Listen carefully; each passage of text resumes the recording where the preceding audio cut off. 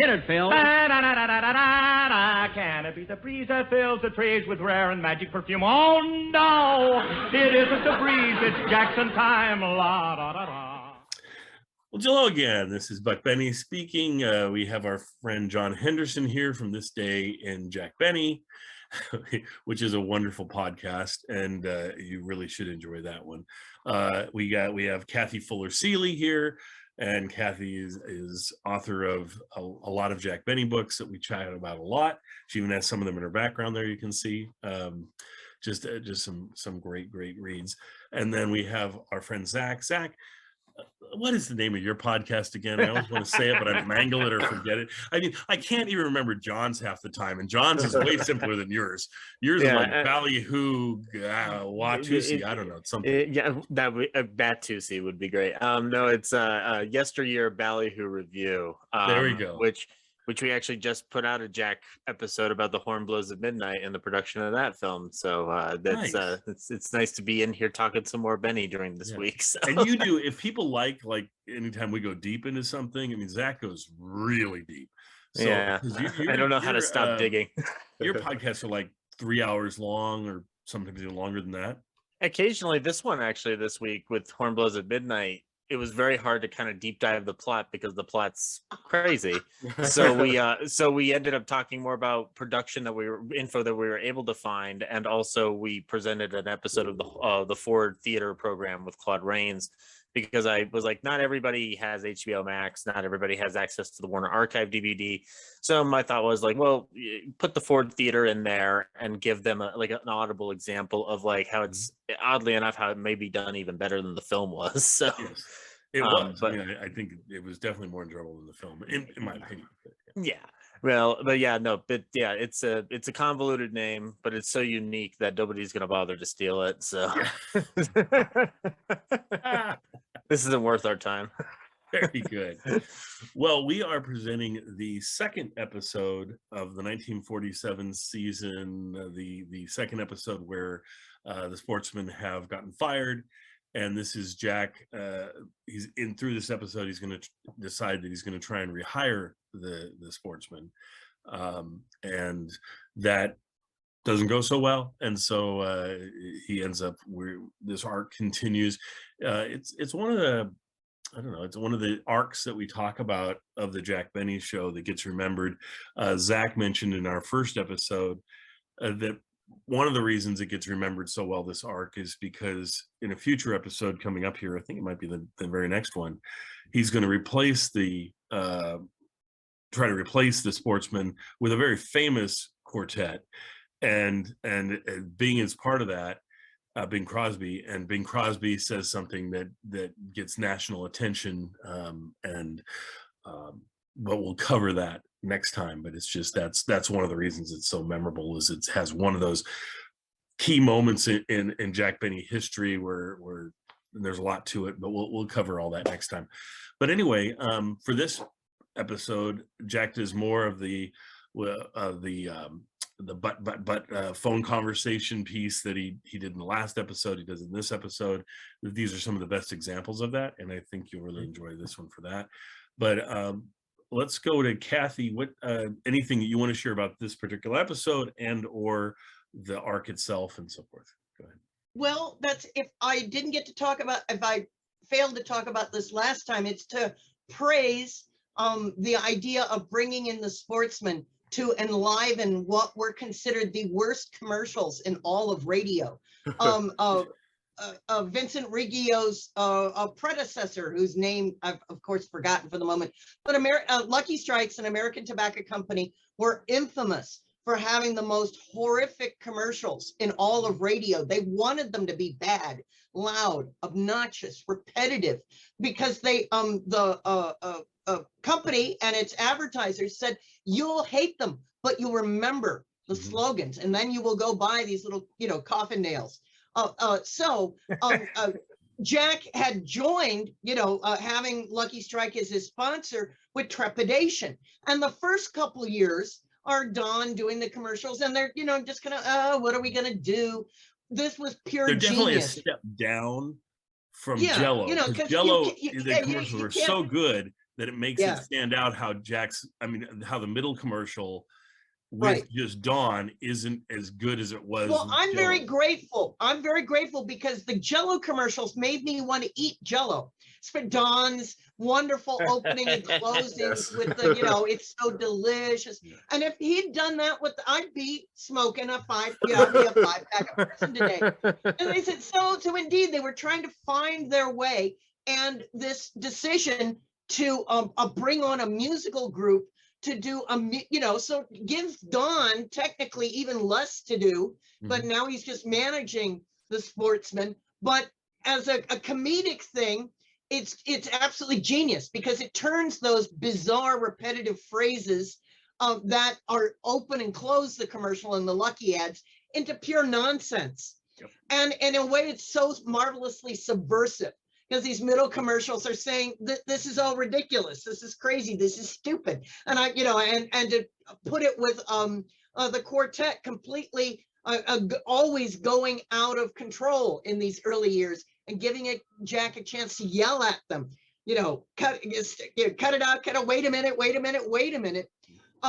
It, as I said, the trade journals praised this as one of the newest things in radio in years. And given that all the top shows had been on for as many 10, 12, 15 years, this was something new. How pathetic in retrospect that everybody got so excited about a commercial as something new. But it really is. And I said, I love the sort of dark subversiveness of these of the commercials running it, becoming completely chaotic. Exactly. And Well, let me throw out because it just made me think of something else we didn't mention about the last episode. Because the last episode, like we said, was so rich. There was too much to talk about that we can fit it all in. But in that episode, Jack is thinking about firing the Sportsman Quartet, and he's talking to Dawn about it. And Dawn is like, give him one more chance. I really think this is going to be the one that you're really going to enjoy. And so they play and they start off beautifully. And they've done this a few times, but this was probably the best realized of them, where they start off beautifully with a song that's just lovely. And Jack's like, yes, this is what I want. This is it. This is the thing. Yes, they got it. They finally got it. And then they start going bombastic towards the end, like they always do. And Jack does his wait a minute, but it's one of the best ones they've ever done. And that one was lovely because it was a great way to kick off this firing of them. And then Jack is just fed up with them and says, okay, you're done. You're just fired. And now this episode is all the ramifications from firing them, and that his sponsor doesn't like that they're fired, says that he needs to bring them back. And so that's where we kind of go from there. John, anything you want to point out about the arc or about anything else in this episode? Yeah, I love when Jack Benny gets desperate. Yes. I think he does it so well, and it's so funny, and you really believe him. So when he's already fired them, it's too late. Yes. And now he's desperate to like keep his sponsor happy and then try to get them back. Like, I think it's so funny. And well, I love it when he knocks on their door and they come to the door and even at their home, they're still doing the bit, and they're all, of course, all live together somehow, like a dorm room. Yeah, exactly. Yeah, and on my podcast, This Day in Jack Benny, available on iTunes or wherever you get your podcasts, which is almost as good as mine. But anyway, so close. It's so close. I try to look up the references to the episode so you're not left out. Yeah. But the deeper you get into it, the more references you realize you missed. And this bit with the Sportsman Quartet, when they're singing and everything Jack asks them is answered by an existing song. Yes. I knew a couple of the songs last time I listened to, like Thanks for the Memories. And then this time I recognize a couple more, like 5 minutes more, and so it's interesting to be able to get like every time you listen again, especially nowadays, you get something new from it. So I thought that was really cool. Yeah. It stood out with me too. I was going, this is one of those episodes where every time you hear it, you because you already have it locked away. Oh yeah, I understood that reference or that song, but then you're getting more and more songs as you've listened to more and more old time radio. You've heard these performances, the actual songs at some point. Yeah. So I mean, your old time radio experience just becomes richer and richer the more you listen to old time radio, because you start to get all the underlying jokes and get what they're talking about. Zach, what do you got for us? I'm really in John's camp too with the third act, as it were, of or the second half of the show, with him going up to their door and the amount of songs they're able to plug in. And I'm a big fan. Anytime in comedy when you decide to create orchestral nonsense, I'll refer to the Benny episode really quickly, where Jack's song is done by the Philharmonic Orchestra. And they take a stupid song super seriously in the form of this orchestral version. In this one, when he's like, so goodbye, and then you start hearing the orchestra ramp up with goodbye forever, goodbye forever. And then after it's all done, this massive round of applause. And then Jack's like, what am I gonna do? What'll I do? And then Mary goes, what'll I do on a rainy night in Rio? So like there are opportunities for each of the cast members to get a good kick in. And right now the Sportsmen are such a funny bit that it almost seems like they would overwhelm the proceedings, but it just shows you how well balanced a Benny script is, that everybody's getting their say in there. And I mean, like, it is kind of like the filler for what's to come with the entire Sportsman saga. But I didn't realize, Kathy, that the Sportsmen were actually that popular. I assumed that was a piece of the writing material. Like, they're inflating the popularity in order to give Jack something to be frustrated about. So to hear that is there was an actual sensation around the Sportsmen is not baffling, but like, it's both baffling and a symbol of how dull that critics considered radio, and how exciting this one little thing could be to raise so much comment. Well, it's amazing how many radio shows they were on, and how many how they worked their way up the food chain of shows. You can see that the early shows they were on were not the most popular shows, and they get more and more popular, and then they reach the pinnacle, which of course is Jack, because there's no place else to go higher than that. And Jack features them more than anyone else has ever featured them. I mean, they for some of them, they were simply the musical, they were the house band, whatever you want to call it, the group that would come on and play. But for Jack, they were a focal point of a storyline and everything. So yeah, go ahead, Kathy. And the group is going to capitalize on that. You can find ads for them appearing in the Los Angeles area or on tour, and they'll say, we're the Sportsmen from the Jack Benny Show. And they would have ways of like pretending to be with him on the phone and doing some of their parodies. Oh, so that's cool. They took it to the bank, apparently. I would love to hear one of those live performances that was taped or something. That would be really nice. But, yeah, or get that time machine going so we can go back and actually see it. That'd be exactly. I didn't think that's the time machine venture I wanted, but it's like the one I do after if I get a bonus trip after I've accomplished what I want to accomplish. Yeah. It's going to see the Sportsmen live. Well, I'm going to jump in here and take us to the Phil Harris show for just a minute, because the Phil Harris show that comes on after this episode that was done the same day, I mean, that's how we present them, is interesting in that we have the Mole character from the Jack Benny show making an appearance on the Phil Harris and Alice Faye show. And when the character shows up, the character has always been played by Elliot Lewis, and so but they had a much bigger part in this Phil Harris show. And so I was like, is that Phil or is it not Phil? Is it Elliot Lewis or is it not Elliot Lewis? Because they're doing back and forth between Elliot and the Mole character, which you've never heard ever.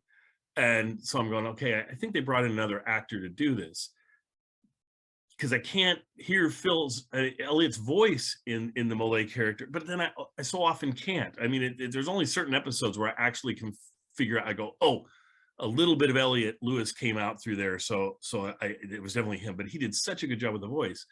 And in this episode, if he's doing it, he does such a good job going back and forth.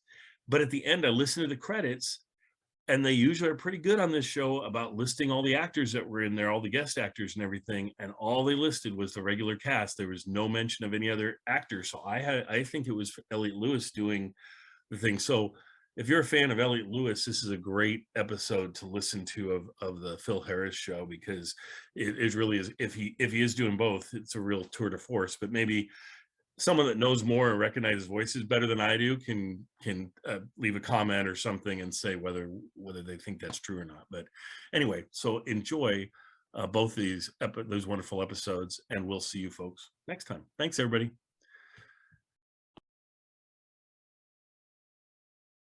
The Jack Benny Program, presented by Lucky Strike. At 59 American. Fine tobacco is what counts in a cigarette. And today, tomorrow, always. LSMFT. Lucky Strike means fine tobacco. LSMFT. Lucky Strike means fine tobacco. Yes, fine tobacco. Year after year, at auction after auction, independent tobacco experts can see the makers of Lucky Strike consistently select and buy that fine, that light, that naturally mild tobacco. Fine, light, naturally mild tobacco. No doubt about it. Lucky Strike means fine tobacco. And in a cigarette, it's the tobacco that counts. So for your own real deep down smoking enjoyment, smoke that smoke of fine tobacco, Lucky Strike. So round, so firm, so fully packed, so free and easy on the draw.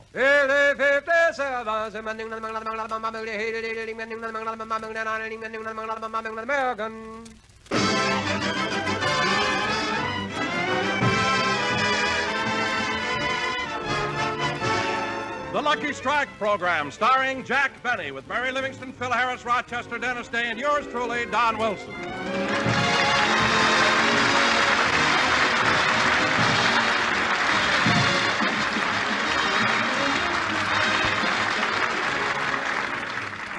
Ladies and gentlemen, last week Jack Benny fired his quartet, the Sportsmen. A few minutes later, his sponsor, Mr. Rehire, called from New York and insisted that Jack rehire the quartet. Jack stood his ground and, in no uncertain terms, said, But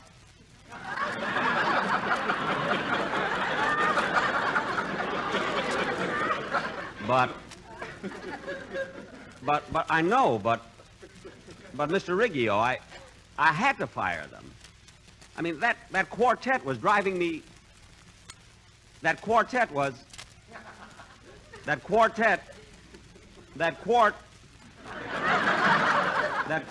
Count me in, Jackson. Quiet.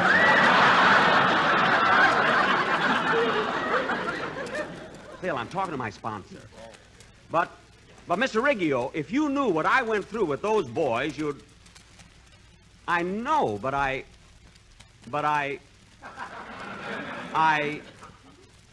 Take back your rumba. Your samba. Mary!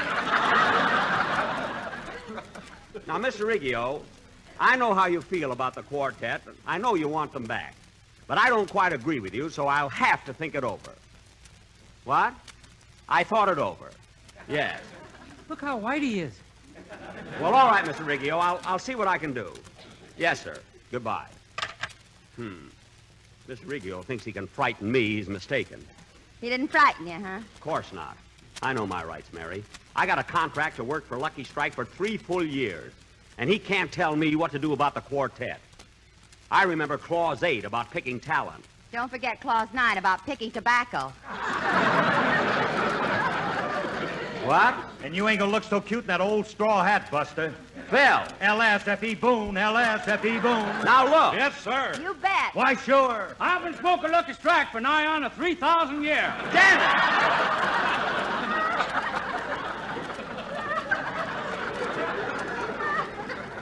Dennis. Now, wait a minute, Mary. Now, are you sure about that tobacco picking clause in my contract? Well, certainly. Hey, Jackson, don't you read a contract before you sign it? Well, I usually do, but when we started dickering about salary, we got into an argument. My sponsor jumped out of his chair, and then he accidentally stepped on my glasses. What do you mean accident? You were wearing them at the time. Well, look, kids, I made up my mind not to take back that quartet. Hand me that phone. I'm going to call up my sponsor and tell him... It's long distance. Hand me that pen. I'm going to write my sponsor. I'm going to tell him that I've been offered another job at twice this salary. Oh, Jack, how can you say such a thing when it isn't true? And it's only 10 days after George Washington's birthday. Gee, you're right, Mary. I mustn't tell a lie. You know, Jackson, I had an experience once like George Washington. Phil. One day when I was a kid, I took an axe and cut down my father's favorite magnolia tree. You mean cherry tree? I'm from the South, son. Oh, yeah. When my father came home and saw the tree cut down, he took me by the hand, led me into the living room, stood me in front of George Washington's picture and said, "Son, who chopped down that magnolia tree?" I said, "Father, I cannot tell a lie. I did." And he beat my brains out.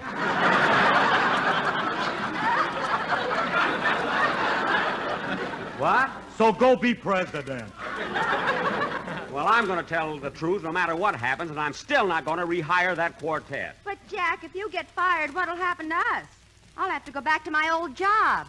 Oh, don't worry, Mary. You'll still be working for me. Holy smoke, do you own the May Company, too? Well... Gee, May Benny. Oh, stop, will you, Dennis? Now, stop. Now, cut it out. This is serious. I'll say it is, Jack. If you lose your job, we don't work. And if we don't work, you don't eat. I don't eat. Take the line, if we don't work, we don't eat. Don, you I'm not worried about. You could lose 20 pounds a day, live to be 108, they'd still have to bury you in a Quonset hut. So go be president. I mean, go sit down. Now, Dennis, it's time for your song. Come on, let's have it. Okay. My uncle lives in a Quonset hut. He does? Yeah. All right, Dennis, your uncle lives in a Quonset hut. What's the joke? No joke. I just thought you'd be interested. Dennis, don't waste time with idle conversation. Now, let's have your song. His uncle lives in a Quonset hut.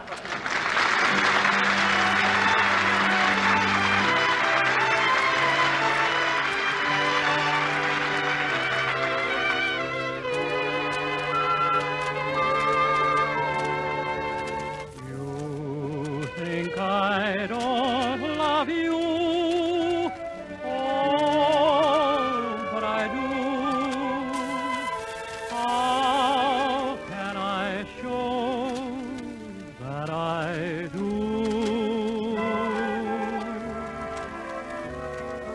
You think I don't get blue, oh, but I do.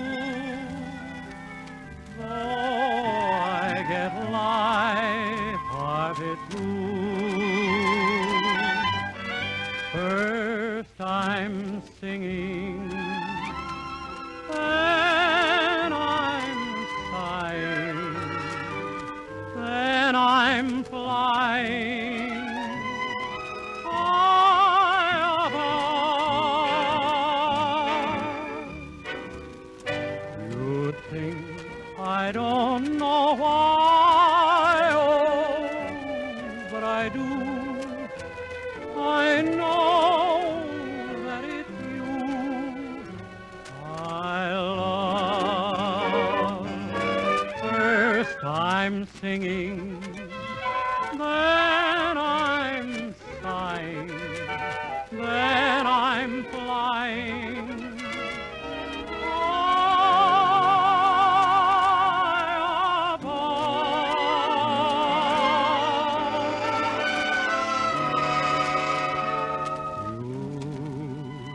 I don't know why, oh, but I do.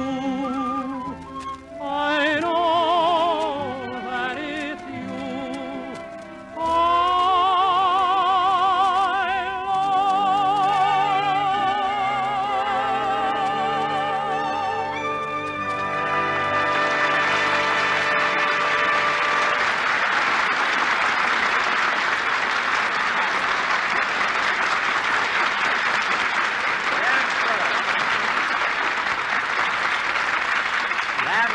That was Oh, But I Do, sung by Dennis Day. And now... Now what? I don't know, Mary. This quartet thing sure has me worried. You didn't even compliment me on my song. Oh, I'm sorry. It was very good. Then why are you sorry? Dennis, he didn't mean that. Jack's very upset. This isn't the first time he forgot to compliment me. What? He hates me because my uncle lives in a Quonset hut. Dennis, don't be silly. Nobody hates you. And, hey, wait a minute, Dennis. Wait a minute. Maybe you could help me. Huh? Well, you sing, and if you could get 3 other singers, we could form a quartet. I have 2 brothers that sing. Say, that makes 3. See, if you only had another brother. Well, I could talk to my parents, but I don't mean that. Anyway, I don't know. I've got to think of something. You know, Jack, before I became an announcer, I was a singer. I know, Don, but I need a quartet. Quartet? What are you laughing at? If Don had a mouth over each one of his chins, you'd have the Hall Johnson Choir. Mary, this is no time for jokes or remarks like that either. But maybe I could form a quartet out of my cast. Now, Mary, I know that you sing, and Dennis sings, and... Now, Phil, he's a very good singer, too. That's my boss who said that. So maybe we could... Love that man. Phil, He said it, and I'm glad. Look, Phil, this must lead into a routine. I haven't got time. So let's drop it. Now, look, the 4 of you can sing, so I'll have a quartet after all. That's no good, Mr. Benny. You have to have a male quartet, and one of us is a girl.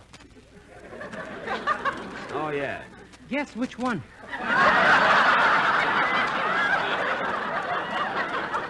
I know, Dennis, I know. Believe me. Well, I'm sure of one thing. I'm not going to apologize. I'm not going to apologize to the Sportsmen, even if I do have to pick tobacco. Don't you worry about it, Jackson. Philzy ain't gonna let that happen to you. What? I got my own show. You can come to work for me. You know, I may have to at that. Say, Phil, if I did go on your show, what would you pay me? The same thing you pay me. Why, you no good, cheap, chiseling hand.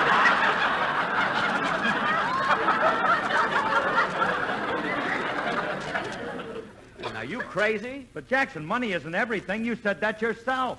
When? When the blue of the night met the gold in your vault. I didn't ask you. Anyway, Phil, I don't want to be on your show. But, Jackson, look what you could learn just by sitting there and watching me. Me? Learn from you? Sure. My stuff is sharp. It's right up to the minute. Now, ask me something, Jackson. Ask me what happened to the kid who swallowed a live duck. Phil, I'm not going Come into... on, Jackson. Just once, ask me. Now, ask me what happened to the kid that swallowed a live duck. Oh, all right, Phil. What happened to the kid that swallowed a live duck? He felt a little down in the mouth. Oh, Harris, your head may come to a point, but nobody's getting stuck with it. Phil, why don't you stick your head in a pencil sharpener and get a haircut? Now, Don, I think it's time for a commercial, so let's have it. Oh, Jack, I can't do a commercial. My heart won't be in it without the quartet. Don Wilson. Twinkle Tummy. Don, you're supposed to do a commercial right here and now, and you're going to do it. All right, but the way I feel, it won't sound right. Oh, stop acting like a kid and do it. Okay. LSMFT. Lucky Strikes are surround, so firm, so fully packed, so free and easy on the draw. And they're made of that light, that fine, that naturally mild tobacco. And even though I love them, that's all I'm going to say. So there. Don, stop pouting. Look at the way your lower lip sticks out. What a place to open beer bottles. You said it. Between Don, the quartet, and the sponsor, I just soon quit radio and forget about the whole thing. Oh, Jack, if you're so disgusted, why don't you quit? Look, Mary, if I got the right offer from pictures, I'd consider it, believe me. I'm sorry now I turned down that big part they offered me in the Jolson story. Oh, some big part. When Jolson sang Mammy, you were supposed to run out and put a cushion under his knee. Not the part I'm talking about. Mary, why don't you stop kidding when I'm so worried? Well, Jack, if you're so worried about the quartet, why don't you apologize to them and get them back? Look, Mary, I can't humiliate myself that way. I have too much pride. Well, you know what your sponsor said. If you don't get them back, you'll have no job, and no job means no salary. Well, maybe you're right. I'll go find the quartet and apologize. Wait a minute, Jackson. What about your pride, your dignity? Let Rawdon Coleman have dignity. I need a new suit. Now, come on, Mary, you go with me. Phil, you, Don, and Dennis can finish the program. I can finish it myself. You sure can. Come on, Mary. Come on. All right. You know, Mary, this is going to be a mighty hard thing for me to do, but you're right. It's the only way to... Oh, Mr. Benny. Hey, Mr. Benny. Jack, the doorman's calling you. Oh. What is it, Pete? Top of the morning to you, Mr. Benny. A telegram came for you while you were broadcasting, and I didn't want to be disturbing you. That's all right. Hand me the telegram. Oh, I say, old fellow, a message came for you while you were broadcasting over the wireless. I didn't want to interfere with your proceedings. Oh, pip, pip. Look, will you please hand me the... Senor Benny, for you came a telegram while you was broadcasting on the radio, I think, and I didn't want... Stop auditioning and give me that telegram. Yes, sir. Here. Thanks. He hasn't got enough shows. He wants to be on mine, too. Mel Blanc. Mary, you read the telegram to me. I don't want my fans to see me with glasses on. Sort of destroys an illusion, you know. Okay. Why, Jack, it's from Fred Allen. Fred Allen? Yeah, he says, Dear Jack, I heard you stand up for your rights and talk back to your sponsors, and I certainly admire your courage and integrity. Well. And Jack, if you lose your job, don't worry, as here in New York, there's a splendid opening for you. All we have to do is lift up the manhole cover. Well, isn't that nice? He wants me to live with him. Come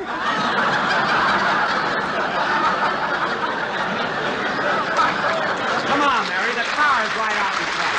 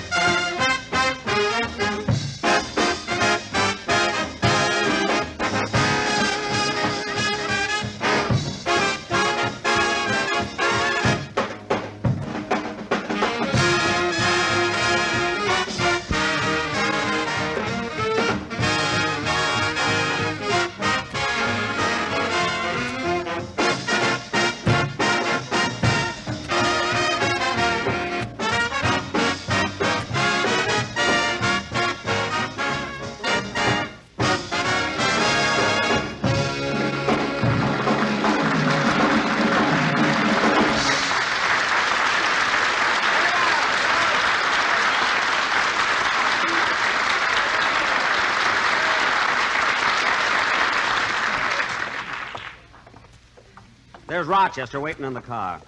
Hello, Rochester. Well, hello, Mr. Benny. Hello, Miss Livingston. Hello, Rochester. Rochester, I want you to drive us to North Hollywood in a hurry. Mary, get in the car. Just a minute, Jack. What are you looking at? That right front hubcap. Did that come with this car? Oh, no, ma'am. That's off a 1947 Cadillac. Really? Where'd you get it? Well, yesterday, Mr. Benny and I were walking down the street. Look. A new Cadillac came around the corner real fast, hit the curb, the hubcap flew up in the air. Mr. Benny made a running catch, laddered it to me, and I took off like Buddy Young in the Rose Bowl.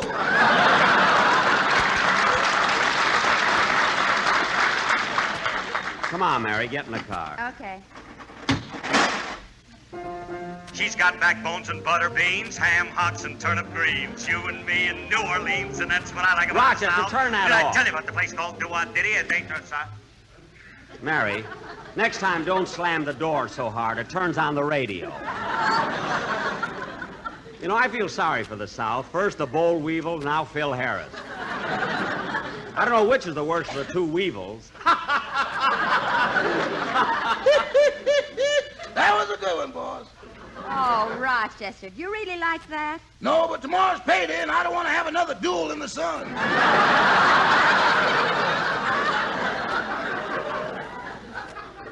Now, come on, Rochester, start the car. Yes, sir.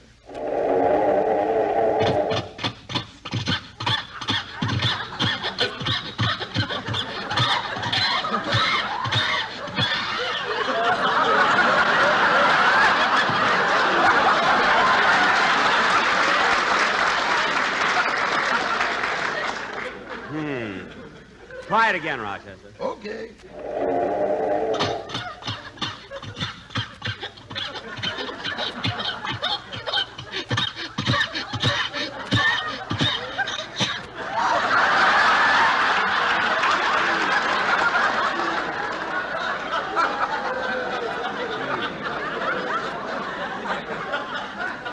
Rochester, what's wrong with the motor? Everything, including B.O.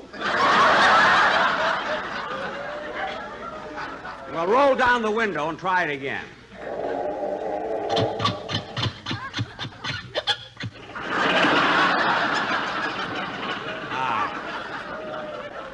That's better. I threw a cough drop in the gas tank. Now, Rochester, drive us out to North Hollywood. Yes, sir. Rochester, did you hear my program? No, boss, I was busy fixing the car. Why, what happened? When I wanted to turn on the radio, I slammed the door and the fender fell off. Which fender? The fender. The fender. Oh, well, the next time you slam the door, be a little more... Rochester, what was that? We just terminated our association with the Cadillac Motor Company. Oh, my goodness, the hubcap. Oh, Jack, when are you going to get rid of this car? I don't know. I'm thinking of holding an auction at Santa Anita. Why don't you get one of those new cars with a hydromatic drive? You know, the ones that have no clutch. Oh, we're way ahead of them. We got no clutch, no brake, no nothing. Rochester. If Nora Prentice ever rode in this car, she'd say plenty. Look, just keep driving, will you? Say, Rochester, if this car has no brake, how do you stop it? There's a hole in the floorboard and I wear spiked shoes. Well, better start dragging them. There's a red light. Oh, Martha. Martha. What is it, Emily? There's Jack Benny again. Oh, yes. My, but he's handsome. Every time I see him, my stockings begin to crawl. Oh, Martha, you're acting like a silly girl. Don't be such a prude, Emily. You will have to admit that Mr. Benny is one of the most romantic men in Hollywood. Well, maybe so, but I'm still loyal to Francis X. Bushman.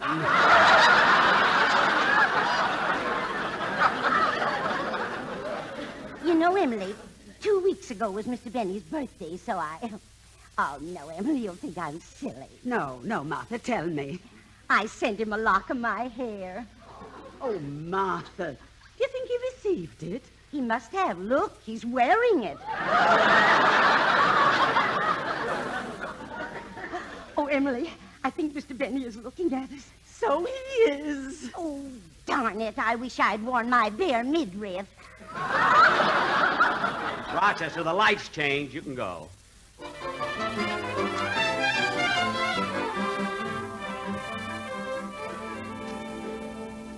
Well, here we are, Mary.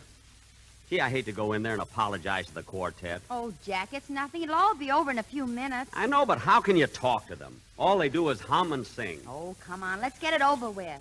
All right, here's the door. It says the Sportsman. Well, go ahead and ring the bell. Okay. Bong, bong, bong, bong. Hello, fellas. Come on, Mary, let's get out of here. Jack, we're here already. Go through with it. Oh, all right. Now, fellas, I came here to talk to you about your job. I want to tell you that I'm very sorry that I fired you last week. I know I was hasty, but... Here we go again. Mary, keep out of this. Now, look, fellas, I want you to come back to my show. How about it? Sooner or later we knew you'd be coming around to get us. But to get us you must let us make much more dough. More dough? Sooner or later you'll pay us the money we want. We betcha. And we betcha that we get ya before you go. But, fellas, I'm paying you a lot now. I mean, how much do you want? Give us 500 more, only 500 more, and the contract you have and to hold. Well, fellas, you got a contract for 3 more weeks. How much longer do you want it to run? Till the end of time, long as stars are in the blue, long as there's a spring and birds to sing, we'll go on singing written just for you. Well, I'm not going to give you a long contract, and that settles it. Then thanks for the memory of LSMFT, the smoke for you and me. So round, so firm, so fully packed, so easy on the dream. Oh, thank you so much. Look, fellas, why don't you listen to reason? Thanks for the memory of shows we used to do, and they were all with you. But if you're such a dope, we'll work for Hope or Fitch Shampoo. Oh, thank you so much. Well, all right, if that's the way you feel about it. I've been in radio 15 years. I never had a quartet before, and I don't need one now. So good night. Good night, sweetheart. We won't meet Now tomorrow. cut that out. And goodbye. Goodbye forever. Goodbye forever. Goodbye, goodbye, goodbye. Jackson, goodbye.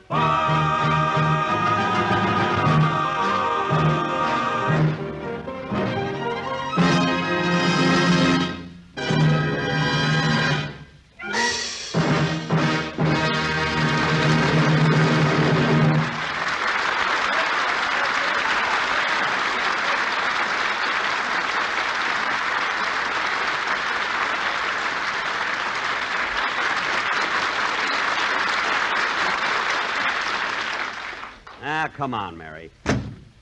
Well, Mary, I tried. I apologize, but did they listen? No. And I got to get them back. I don't know what to do. What'll I do? What do they do on a rainy night in Oh, Rio? quiet. I'll think of some way to get them back.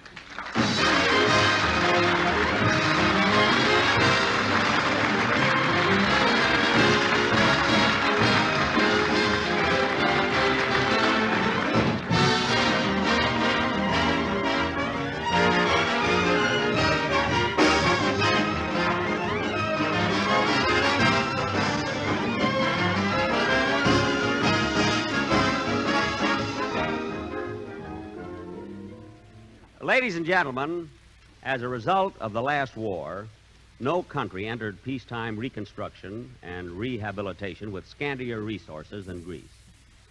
Here is another opportunity to share our blessings with our suffering neighbors overseas. The present drive on behalf of the Greek War Relief Association, a non-profit organization, is under the chairmanship of Herbert Hoover and includes men and women of every nation and creed. To give aid, contact your local Greek War Relief Association or the Greek War Relief Association, New York 19, New York. Thank you.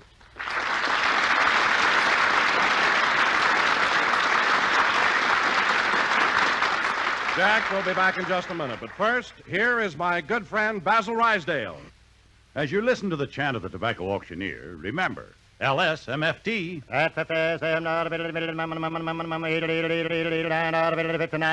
American. Lucky Strike means fine tobacco. And in a cigarette, it's the tobacco that counts. When it comes to tobacco, Mr. Sidney Curran of Oxford, North Carolina, speaks with authority because for 25 years he's been an independent tobacco expert. Here's what he said. At auction after auction, I've seen the makers of Lucky Strike buy tobacco that's got real quality. Good, fine tobacco that smokes up mild, cool, and fragrant. I've smoked Lucky's myself for 26 years. Independent tobacco experts like Mr. Curran are right on the spot at the auctions, where they can see the makers of Lucky Strike consistently select and buy that fine, that light, that naturally mild tobacco.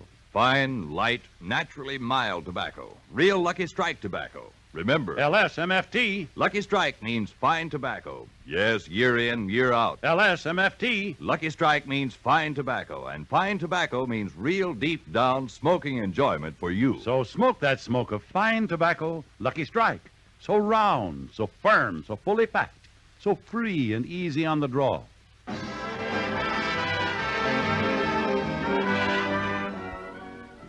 I'm sorry, Mr. Riggio, but I did all I could. I went to the quartet and I apologized to them. Now, just a minute, Mr. Riggio. I've listened to you long enough. Now, you listen to me. If they want to come back, they can come back. And if they don't want it, it's all right with me. And that settles it.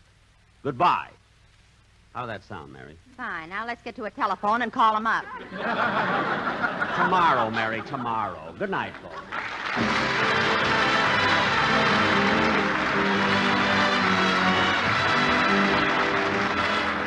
This is NBC, the National Broadcasting Company.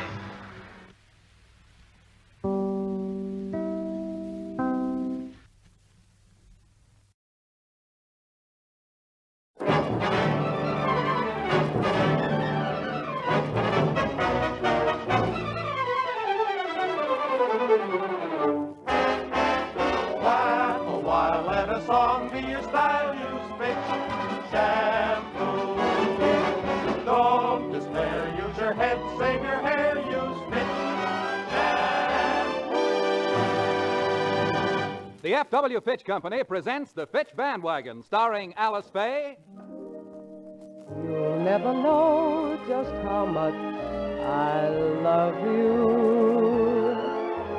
You'll never know just how much I care. And Phil Harris.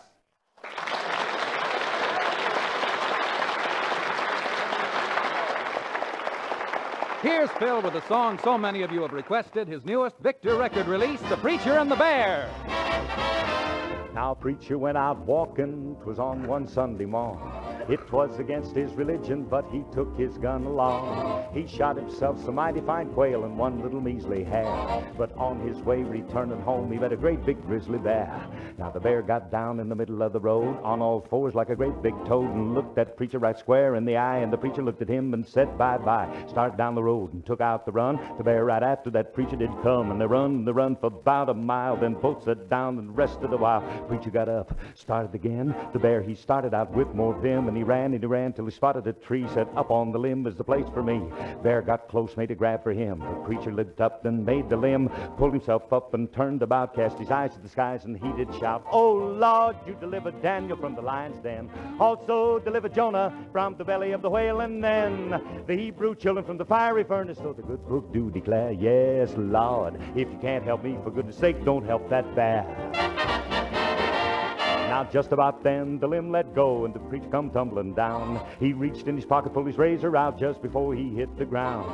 He hit the ground with an awful bang. It was a terrible sight. The preacher and the bear with a razor in his hair, just cutting left and right. Well, they rolled around on the ground. The preacher was up, and then he was down, and the bear let out an awful moan, and looked like the preacher was holding his own.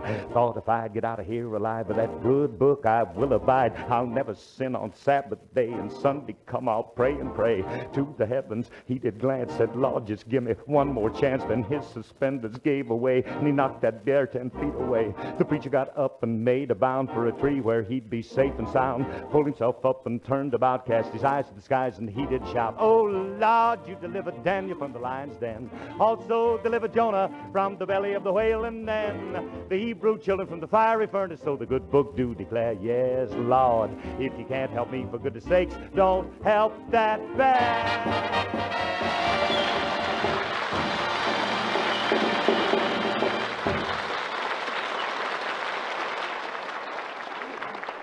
Now for the story of Phil and Alice. Last Thursday evening, the Harrises went to a movie. And as we join them now, they're coming out of the lobby. Well, Phil, how did you like the movie? Well, it was okay, but I couldn't understand the way them actors talked. Phil, that was an English picture. Vacation from Marriage.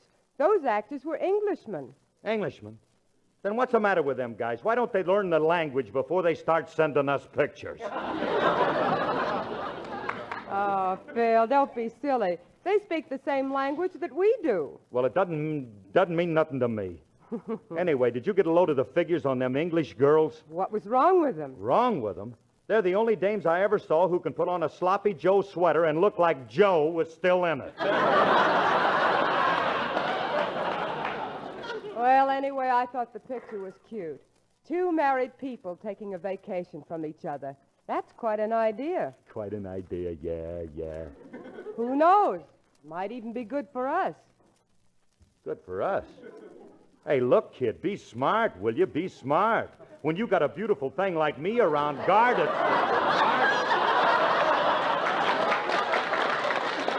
If you're smart, you'll throw a net over me, kid. You know, Phil, I believe you must be the most charming and the most handsome man in the whole world. Oh, Mrs. Harris, your logic overwhelms me. Oh, get in the car, bullet head.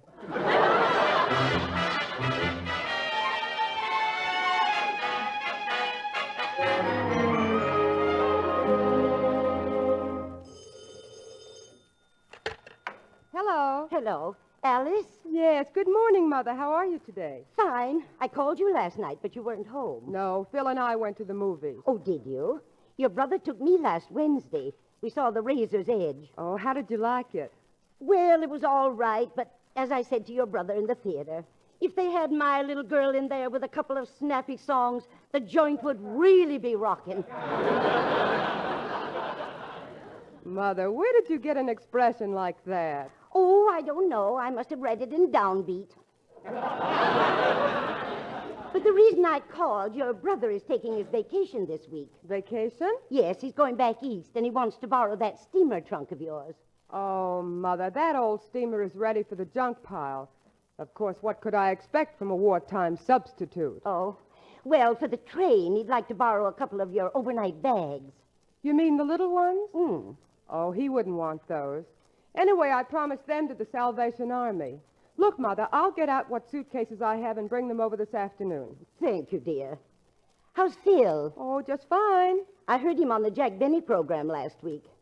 You know, Alice, I wish they wouldn't make him do all those jokes about drinking, playing dice, and hanging out in pool rooms. No? No. Some people are apt to get the idea that he's really like that.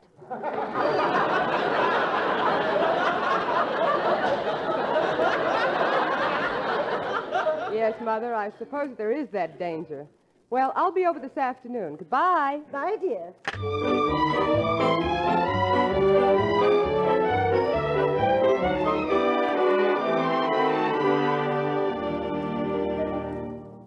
Baby Alice, Yes, Daddy. have you seen your mother around? Yes, she's upstairs getting her suitcases out.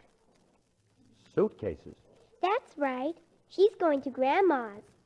She said something on the phone about a vacation. Suitcases? Vacation? Oh, no. Don't tell me she took that crazy picture we saw last night. Seriously. Alice, did your mother say anything about me? Yes, I think so. She said, that old steamer is ready for the junk pile.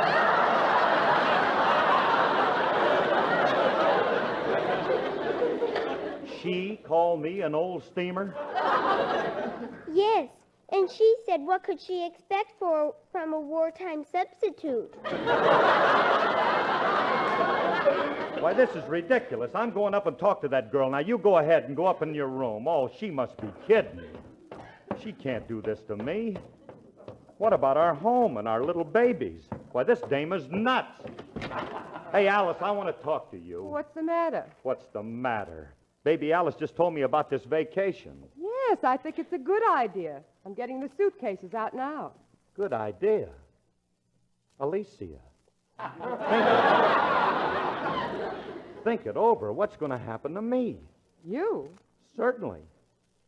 And what about the little ones? Oh, I'm giving them to the Salvation Army.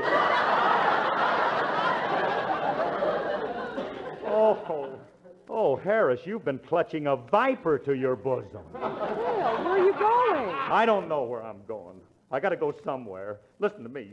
I'm going to get an injunction. Get my attorney. Call Petrillo. Now, what do you suppose is wrong with him? Oh, Alice leaving me. You'd think the kid would be smarter than that. She's old enough. What a problem to throw on a guy. Oh, well, maybe if I get outdoors, I can think this thing out. This makes a guy want to do something desperate. Now I wonder if I should join the Foreign Legion, become a hermit, or get a job with Guy Lombardo. Gee whiz, I don't know what to do. Why don't you drown yourself, you rat? Now, you look here, Abruzio. I'm in no mood to talk to you. For once, you just deliver your groceries in silence. Okay. Hey, Mr. Harris, I heard you on the air last week. Yeah, you did? Yeah, but it didn't come in so good. At first, I thought the radio was on the bum. Yeah? Then I found out the bum was on the radio.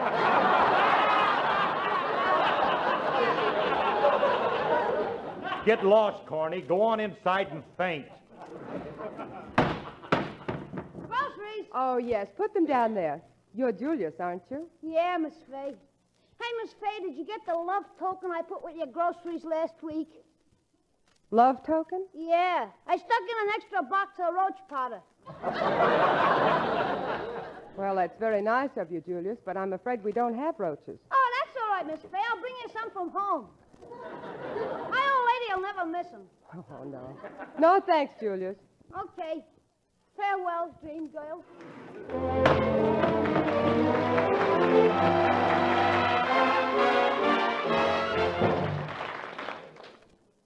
It is often said that a girl's best friend is her mirror. Although your mirror can't talk, it can show you some mighty complimentary things about your hair when you use Fitch's Dandruff Remover Shampoo regularly. For Fitch adds sparkling highlights to your hair, leaves it soft to touch and easy to comb in a smooth, flattering hairdo. In addition to getting the hair and scalp immaculately clean, Fitch adds glamour to the hair. Yes, Fitch adds glamour through its special reconditioning action that works wonders for all colors and textures of hair. Lathers equally well in hard or soft water. And since Fitch is completely soluble, only an ordinary water rinse is needed to leave your hair shining, soft, and shimmering with those come-hither highlights. Use Fitch's Dandruff Remover Shampoo to beautify your hair. Then see your reward in the mirror and in the eyes of those who know and love you. Fitch is spelt F-I-T-C-H.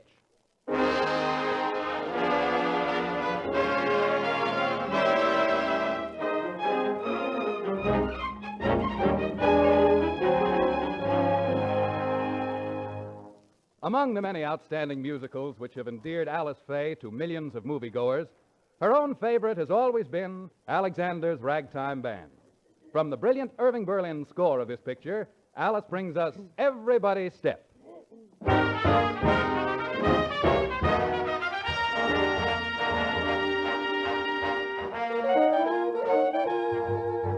Soon you'll hear a tune that's gonna lift you out of your seat, which could be sweeter, but then the meter was written specially for your feet.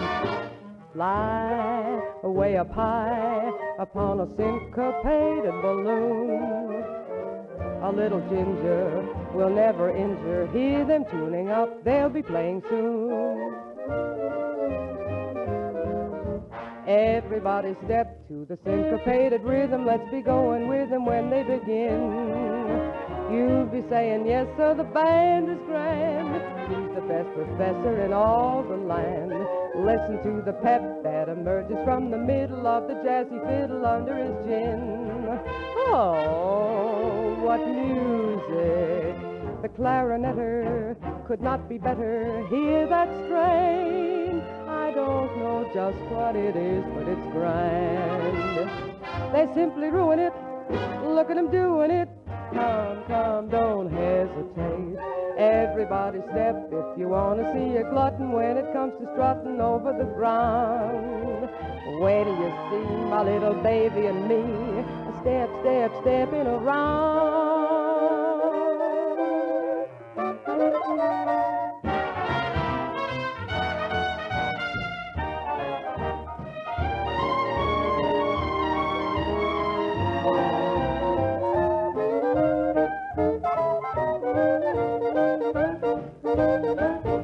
Hear that strain? I don't know just what it is, but it's grand.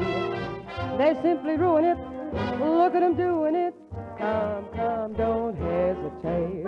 Everybody step if you want to see a glutton when it comes to strutting over the ground. Wait till you see my little hotshot and me. Step, step, stepping around.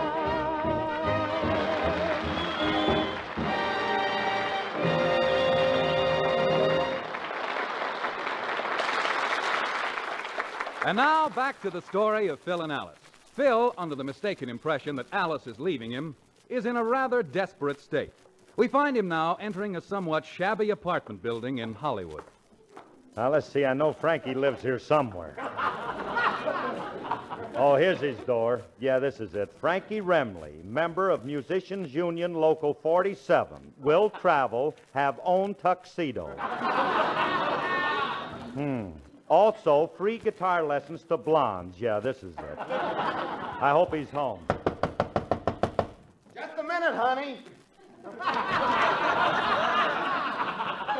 Oh, it's you, Phil. Yes, it's me. Now, look, get serious for a minute. Yeah. Look, Frankie, I'm in an awful lot of trouble. Yeah, I know. I heard your show last week. No, listen, it's even worse than that. Alice is leaving me. Leaving you? Yeah. Oh, I can't go into detail. Me and her seen a picture last night called Vacation from Marriage, and she took it serious. Yeah? That's right. Now she's packing her bags and going home to her mother. Ah, don't take it too hard, Well- Curly. Well, try to look at it this way. Not that you have lost a wife, but rather that you've regained the rights and privileges of a yard dog.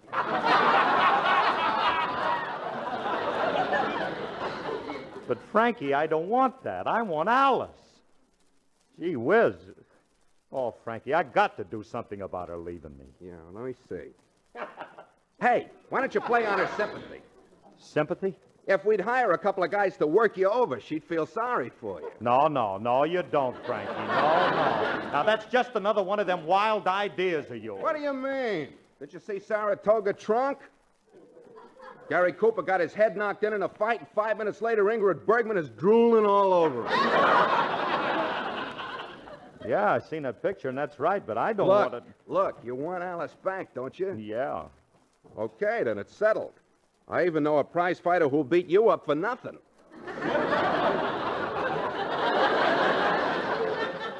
Yeah? Who? Bloody Bernstein. But, Frankie, I don't... Come on, Curly, come I on, don't let's want go. no bloody burn.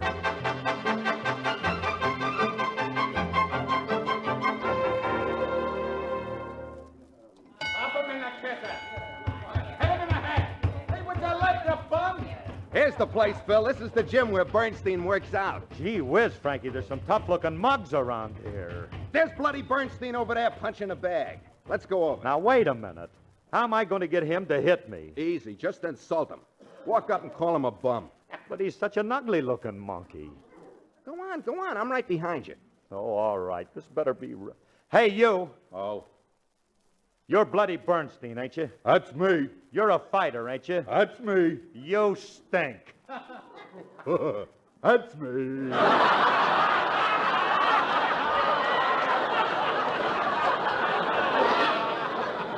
Hey, look, Bernstein. My friend here wants you should hit him. Hit him. Yeah, I want you to mess up my face. More than it is? Oh, Frankie, this bum, this ain't gonna work. Yeah, let me talk to him, Phil. Look, Bernstein. Huh? Over this way. Pay attention. Yeah. We'll pay you $10 to slug my friend a couple of times. Oh, I couldn't do that, gentlemen. I am a prize fighter, and that would be unethical. It would? Oh, indeed. And besides, I make enough money throwing fights. Look, Bernstein, we'll give you $25 for one punch. Well, I can't afford to turn down that kind of dough. Get set. Watch it, Curly. Here it comes. Phil, speak to me. Did he hit you hard enough? Frankie, I got news for you. What, kid? He hit you. Oh, I wondered why I was lying here on the floor. Oh, shucks, I hit the wrong man again. That's what I get for fighting without me glasses on. Oh, brother, now I'm right back where I started. Hey, look, I got another idea. Another one? Yeah, come on, we're going down the street to the restaurant. But, Frankie, Come on, Curly, Oh, come you've on.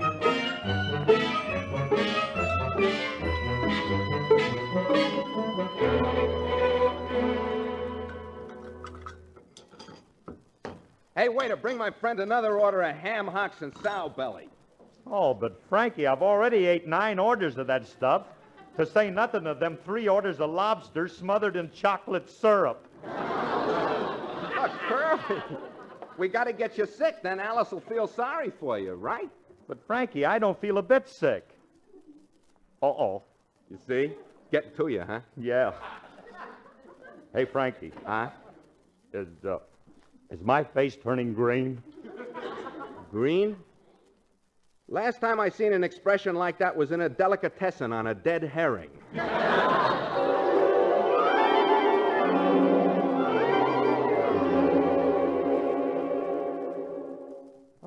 right, Phil. You poor, poor baby. Just lie back there in bed. Oh, honey, I feel awful. Oh, did Mommy's little boy get himself all sick in the tummy? Yes, him did. And him little carcass is just wasting all away. Oh, gee, baby. I ain't felt this bad since Frankie and I used to drink Energine zombies. My poor little baby. Yes. But you're going to take care of me, ain't you, honey? Of course. And now I'm going downstairs to get you a nice bowl of soup. You just call me if you want me, huh? All right. Goodbye, Mommy. Goodbye. Oh, Harris.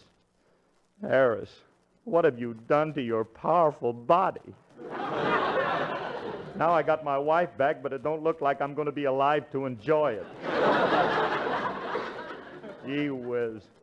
Maybe if I just try to get some sleep, maybe I'd feel better.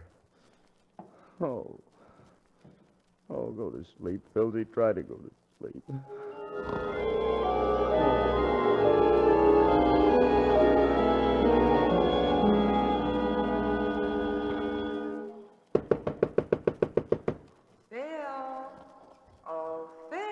Huh?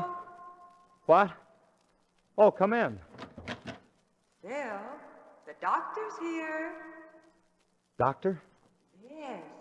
You were so sick I thought I'd better call him. This is Dr. Bernstein. Bernstein? Good afternoon, Mr. Harris. Now, leave me have a look at you. Now, wait a minute. You ain't no doctor. Now, let me see here. Pulse normal. Mm-hmm. Heart normal. Uh-huh. And respiration normal. Woohoo. Everything normal. It is, Doctor? Yeah. We operated one. Operate? Now, you wait a minute, Doctor. There's nothing wrong with me, and I'm getting up. In that case, I gotta quiet you with this hypodermic. Don't stick that needle in my arm. Ouch! Bernstein, where are your glasses? Oh, you can't do this to me, bloody. Oh.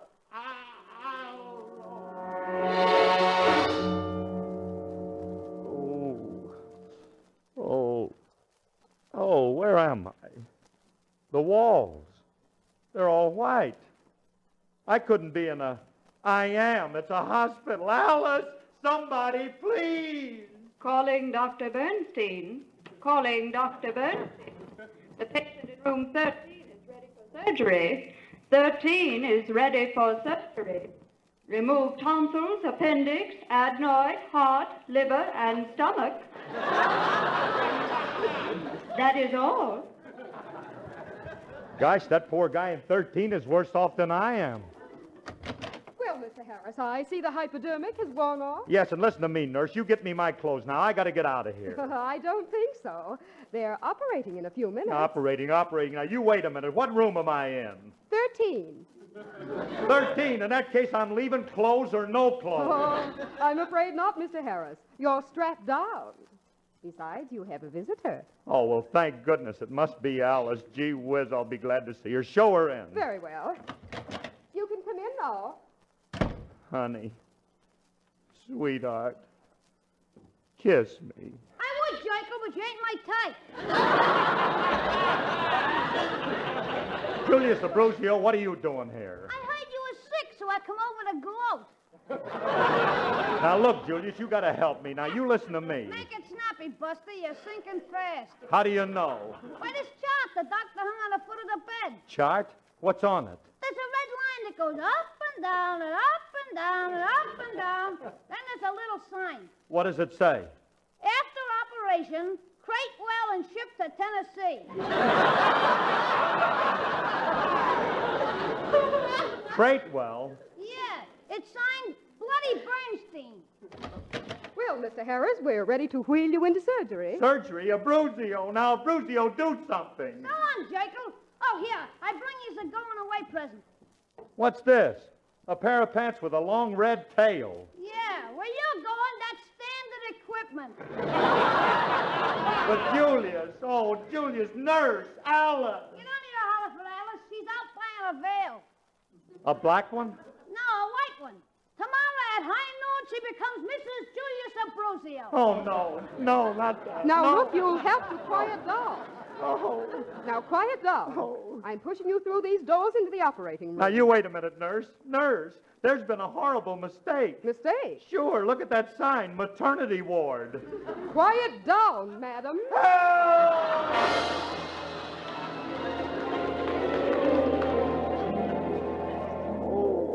Oh, this is awful. Now, I want out of here now. Now, let me out of here. Phil, wake up. Huh? What? Alice. Alice, tell me, Tell you what? was it a boy or girl? Phil, what are you talking about? I went down to get you some soup and you started yelling in your sleep. Sleep? Sleep? Oh, honey, you mean all that about the doctor and the hospital was a dream? It must have been. You haven't left this room. Oh, honey, what a nightmare. And how about you leaving me? Was that a dream, too? Leaving you? Sure, you got all your suitcases out and you were going home to your mother. Oh, Phil, I got those suitcases out to lend to my brother. He's leaving on his vacation this afternoon. Your brother, huh? Mm-hmm. Oh, so that's the guy who got me into this, huh? I see. Willie, huh? Mm-hmm. Hey, look, honey, let me do him a favor, will you? Look, I want to pack him a nice box lunch. Box lunch? Yes, you know, I know a place where you can get the best broiled lobster smothered in chocolate syrup, and they got ham hocks with whipped cream.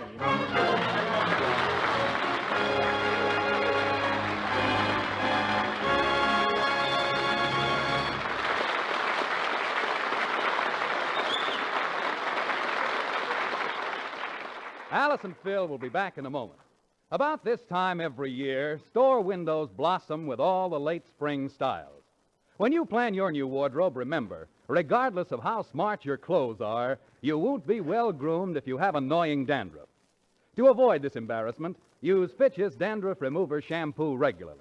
This famous shampoo does just what its name says. It removes dandruff.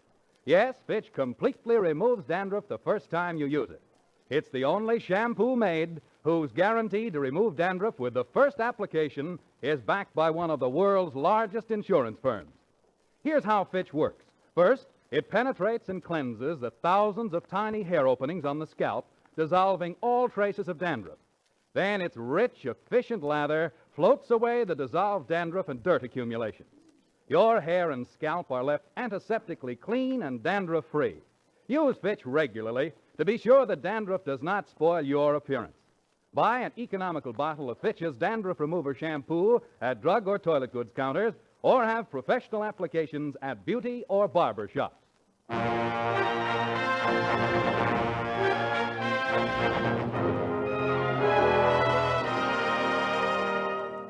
Good night, folks. Look, Alice and I just want to say that we hope that you'll all be around next week because we're going to have a visit from the old spendthrift, Jack Benny. So don't forget to wear your hair, Jackson.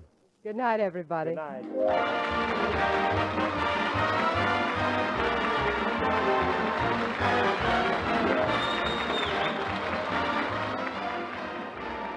Tune in next week when the F.W. Fitch Company again brings you the Fitch Bandwagon with Alice Faye and Phil Harris.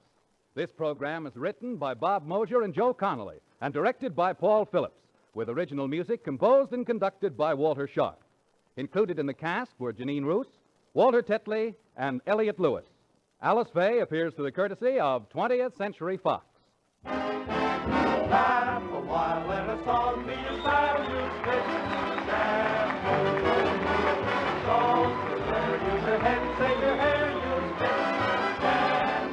Men, use Fitch's Ideal Hair Tonic daily. It makes your scalp tingle with that feeling of new life and pep. Fitch's Ideal is not sticky or greasy, so pep up your scalp and give your hair that well-groomed look with Fitch's Ideal Hair Tonic. Bill Foreman speaking.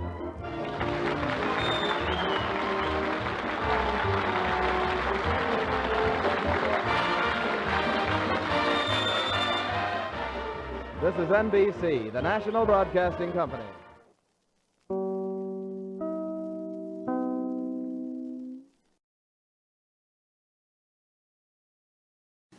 Hello again, this is Buck Benny speaking. Tonight we have a great episode of the Jack Benny Show for you. But before that, we have this wonderful clip from the Fred Allen Show. Jack's going to talk about this clip later on his show.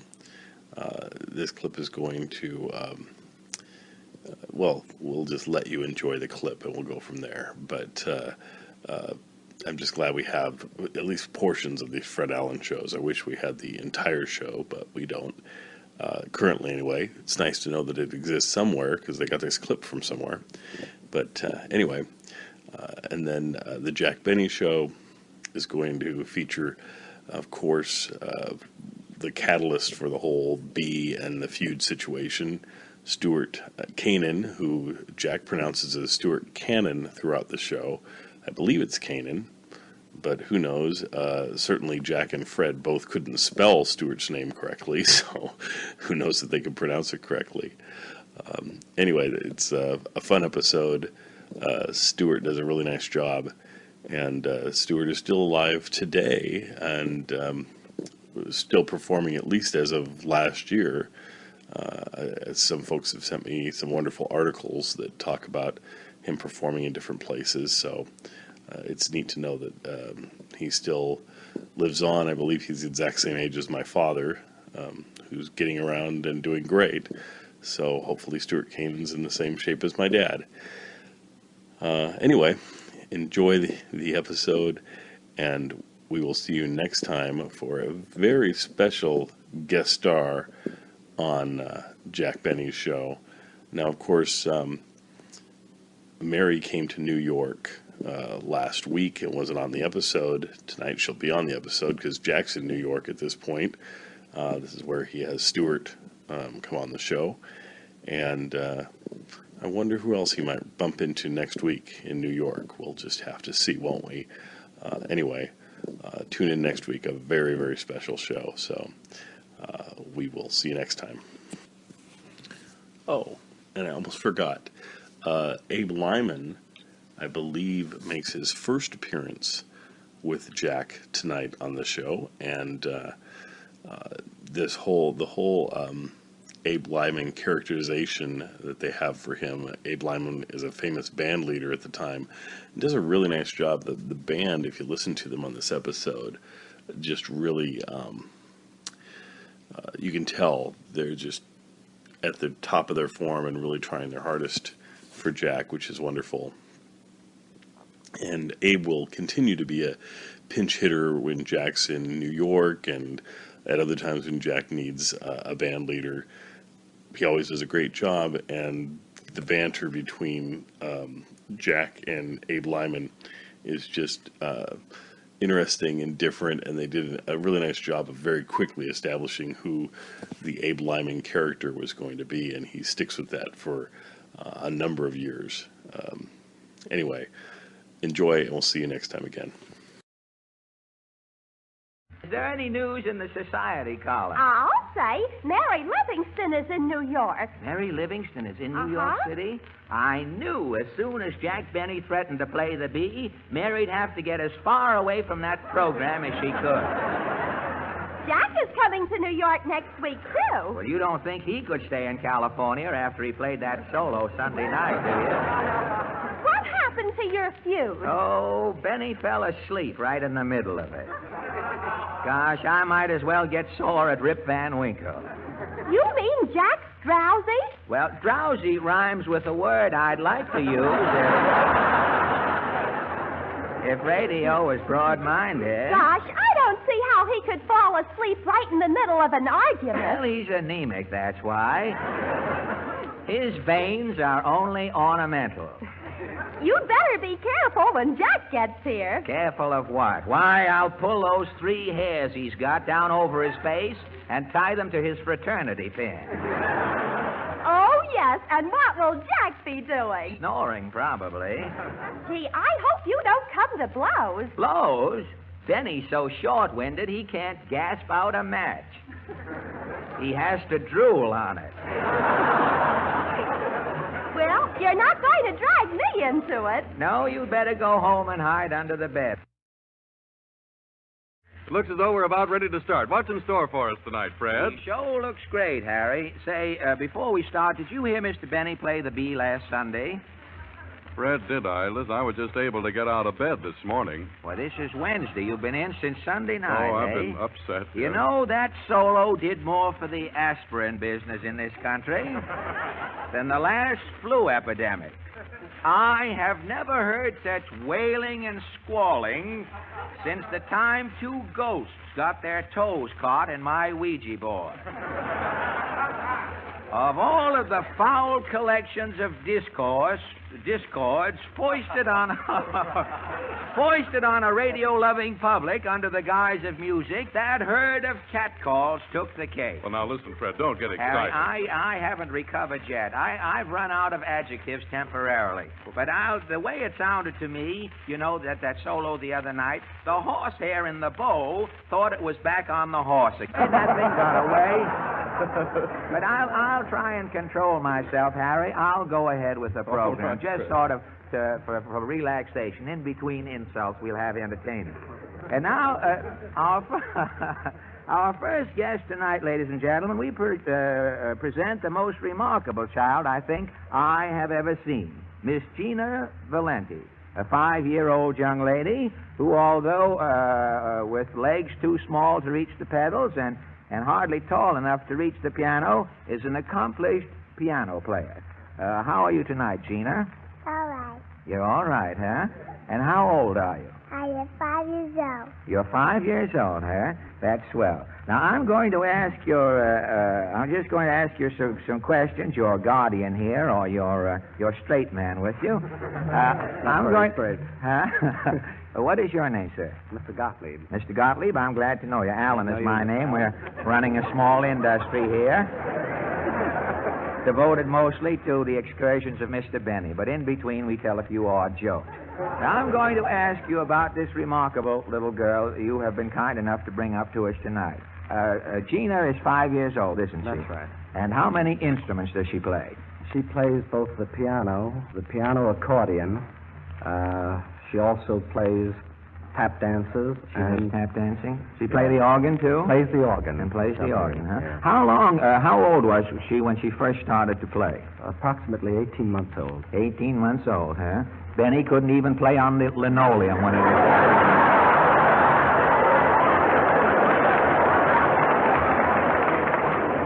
But she surely isn't old enough to read music and understand music, is she? Well, as a matter of fact, she played by ear for a period of about 2 years, but she's reading notes now at the present time. At the age of 5, At huh? the age of 5. Benny doesn't play by ear, or he certainly would have run away from himself the other night. He would have ended up in Encino or one of those towns. Now, I'm going to ask you as a special favor to me. I know that Gina was supposed to come here tonight to play Nola. Did the baby hear Mr. Benny Sunday night, do you know? Why, I think she did. Yes. She did hear him on the air? She thought it was terrible. She, well, I wouldn't...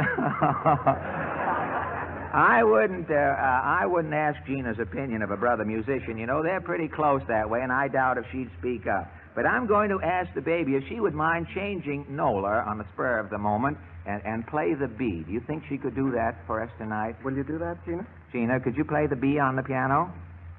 Huh? Will you play? You will, huh? You play Schubert's B? Yes. All right. Well, that's the one we're dealing in exclusively.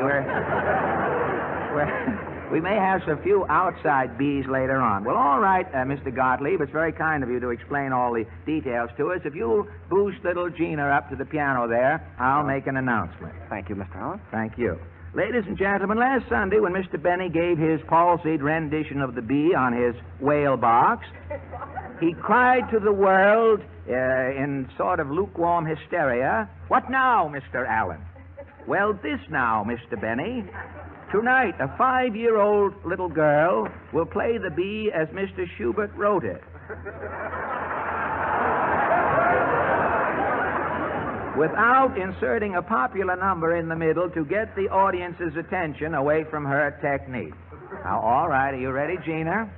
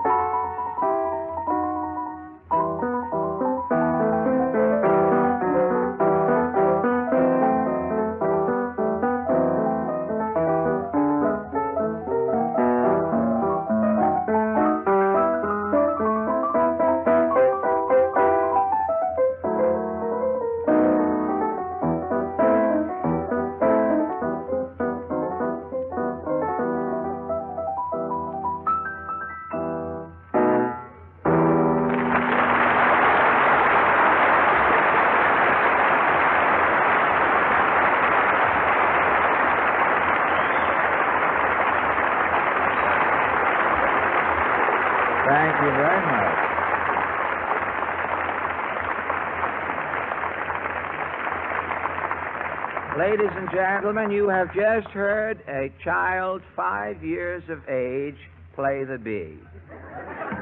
Mr. Benny, aren't you ashamed?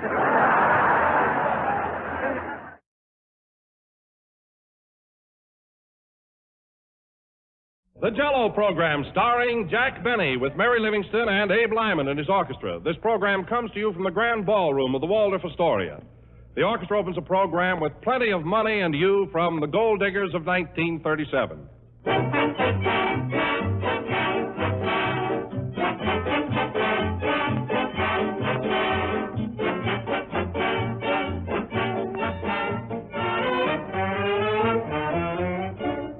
Some of our most pleasant hours are spent around the family dinner table. It's really grand to get together with mother, father, and all the rest to talk things over and enjoy good food.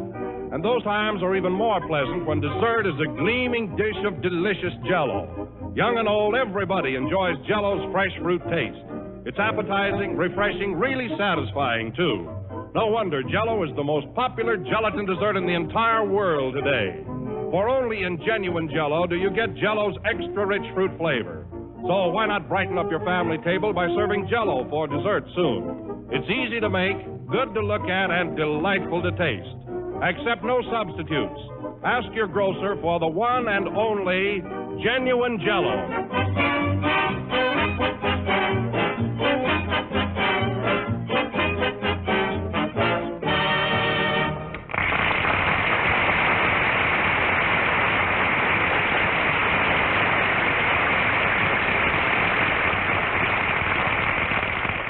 Plenty of Money in You, played by Abe Lyman and his orchestra. Now, ladies and gentlemen, we bring you the man who made the bee public insect number one, Jack Benny.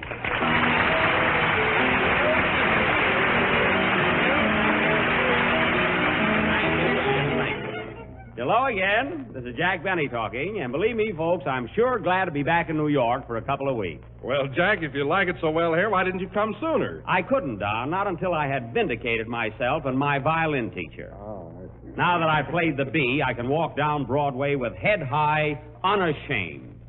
Oh, Jack, I thought you did a great job. Did you bring your violin with you? No, I sent it to Honolulu for a rest. For a rest? Yeah. If you'd been missing for days and then had the bee played on you, you'd want a rest, too. Well, all I did was hear it, and I could stand a vacation. One more crack like that, and you'll get it. Anyway, Don, let's not engage in any low banter tonight. After all, we're broadcasting from the Waldorf Astoria. Yes, indeed. This is a pretty high-class place, isn't it? Yes, sir. Quite swanky. Swanky? Mm-hmm. Well, I had a shave before they let me in the barber shop. Yes, sir. You know, Don, I think their prices here are quite well balanced. I didn't pay a cent more for having my suit pressed than I did for my suit.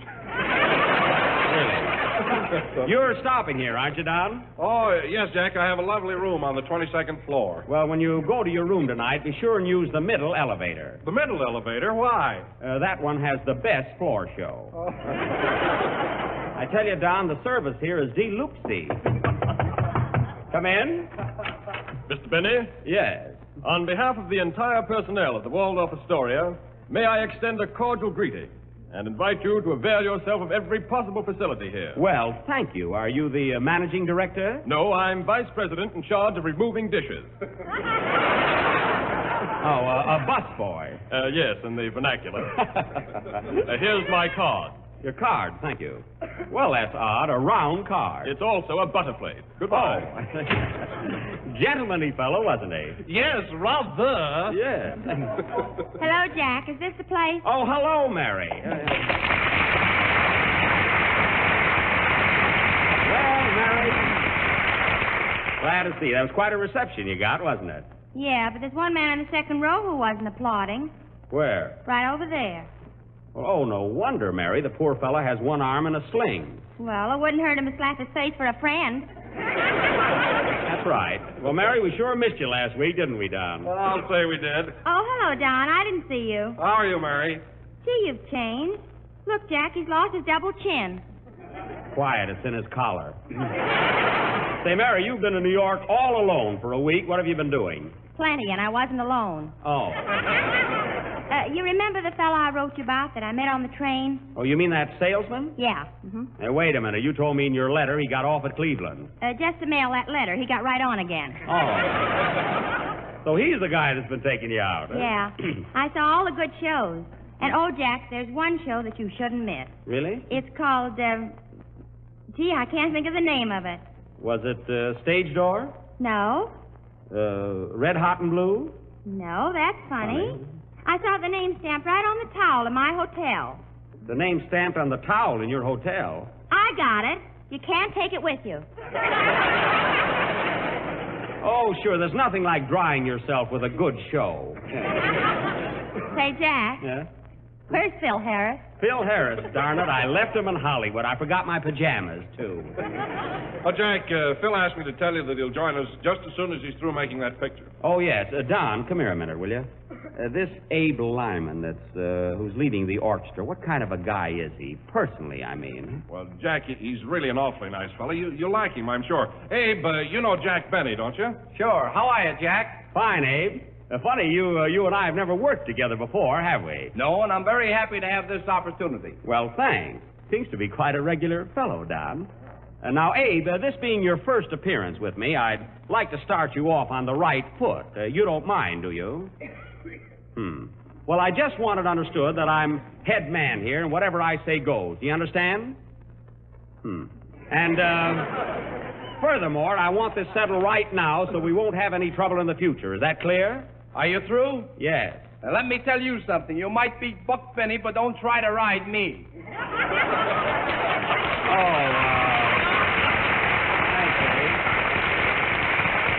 he got it right this show, anyway. Oh, a fresh guy, huh? Better look out, Jack. Why? I saw him direct the opening number with a blackjack. Oh. Well, don't worry, Mary. I'm a pretty tough guy myself. Oh, yeah? Yeah. Well, I can handle you and Fred Allen. Well, no wonder. We're both anemic. Say, Don, come here a minute. I thought you told me Lyman was a nice guy. Well, he is, Jack, but this is his first time working with you, and naturally he's just a little nervous and excited. You can't blame him. Oh, is that it? Well, I guess maybe I was a little hasty and inconsiderate. After all, I can appreciate his state of mind. Tell him to play, Don. Play, Mr. Lyman. These orchestra leaders are so sensitive.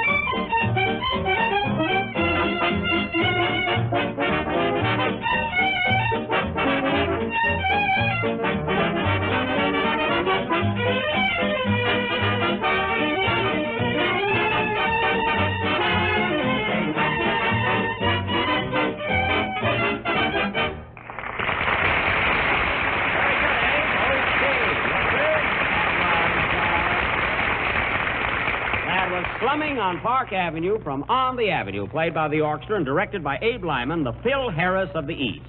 And very good, Abe. Thanks. Oh, by the way, Abe, you don't mind if I describe you to our radio audience, do you? After all, a little word picture wouldn't be amiss. No, go right ahead, but just be careful what you say, that's all. Now, wait a minute. Let's not start that all over again. This is my program, and I'll say anything I want to. You'll sound awfully funny with my fist in your mouth. Ladies Are you going to stand for that, Jack? I ain't sitting down, honey. You will in a minute, Toots. Why don't you let me describe him, Jack? All right, Mary. I'm a fine boss. I wish Vaudeville would come back. Go ahead. Well, in describing Abe Lyman, I would say that he's good-looking, rather tall, dark, and extremely romantic. Now, how do you know he's romantic? I haven't been to New York a week for nothing. Hi, Abe. Hiya, babe. Hey, wait a minute, Mary. I thought you told me you went out with a salesman. That's Abe, all right. Oh, I see. Speaking of Mr. Lyman, let me tell you about Jell-O. It tastes twice as good as ever before and has those 6 delicious flavors: strawberry, raspberry, cherry, orange, lemon, and lemon. Hey, that's clever. No kidding, that's very clever. Now, that was good. Imagine if Phil was here and you had to say orange, lemon, and Harris. That wouldn't fit, you know. Hello, Jack and Mary. How you, Don? Hello, Kenny. How are you, Kenny?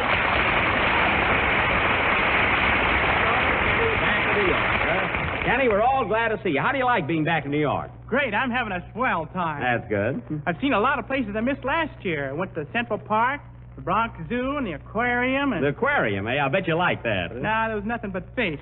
Well, that's the trouble with those places, you know. Yeah. Well, I'm glad you're... Yeah.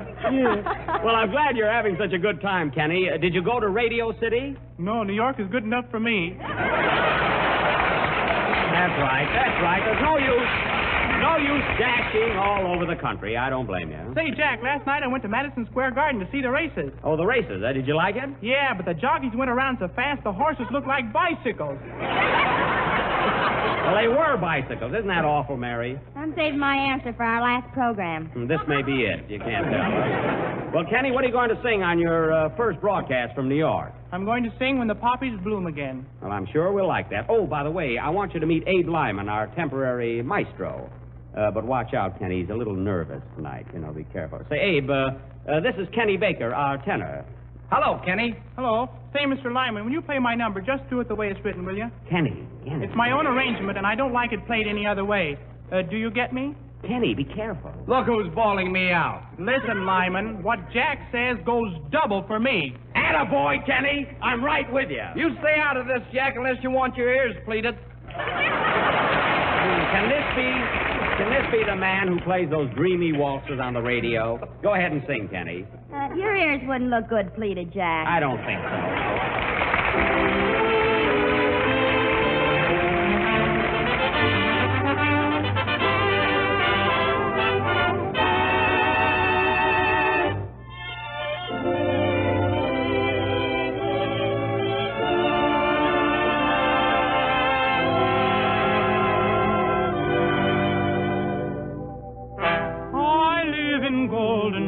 Of memory, when love was everything to you and me, but love undying still keeps me sighing.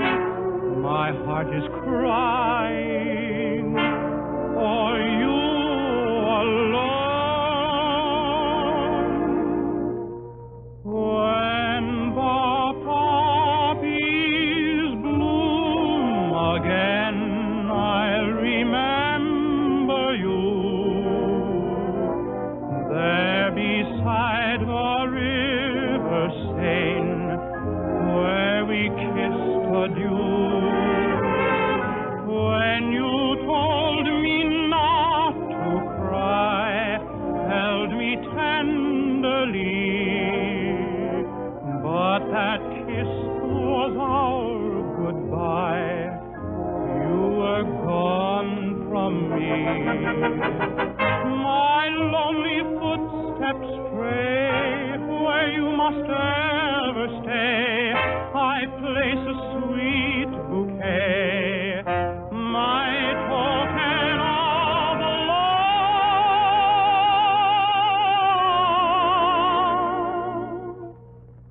Darling, till we meet again, I'll be ever true.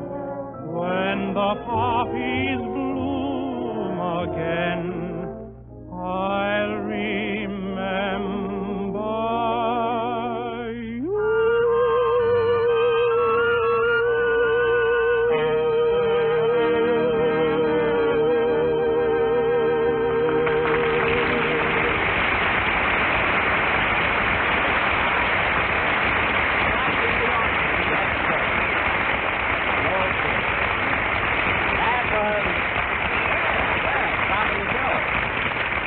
That's what I call stopping the show. I may not stop it myself, Kenny, but I'll slow it up a whole lot. That was Kenny Baker singing When the Poppies Bloom Again, accompanied by the Gas House Gang.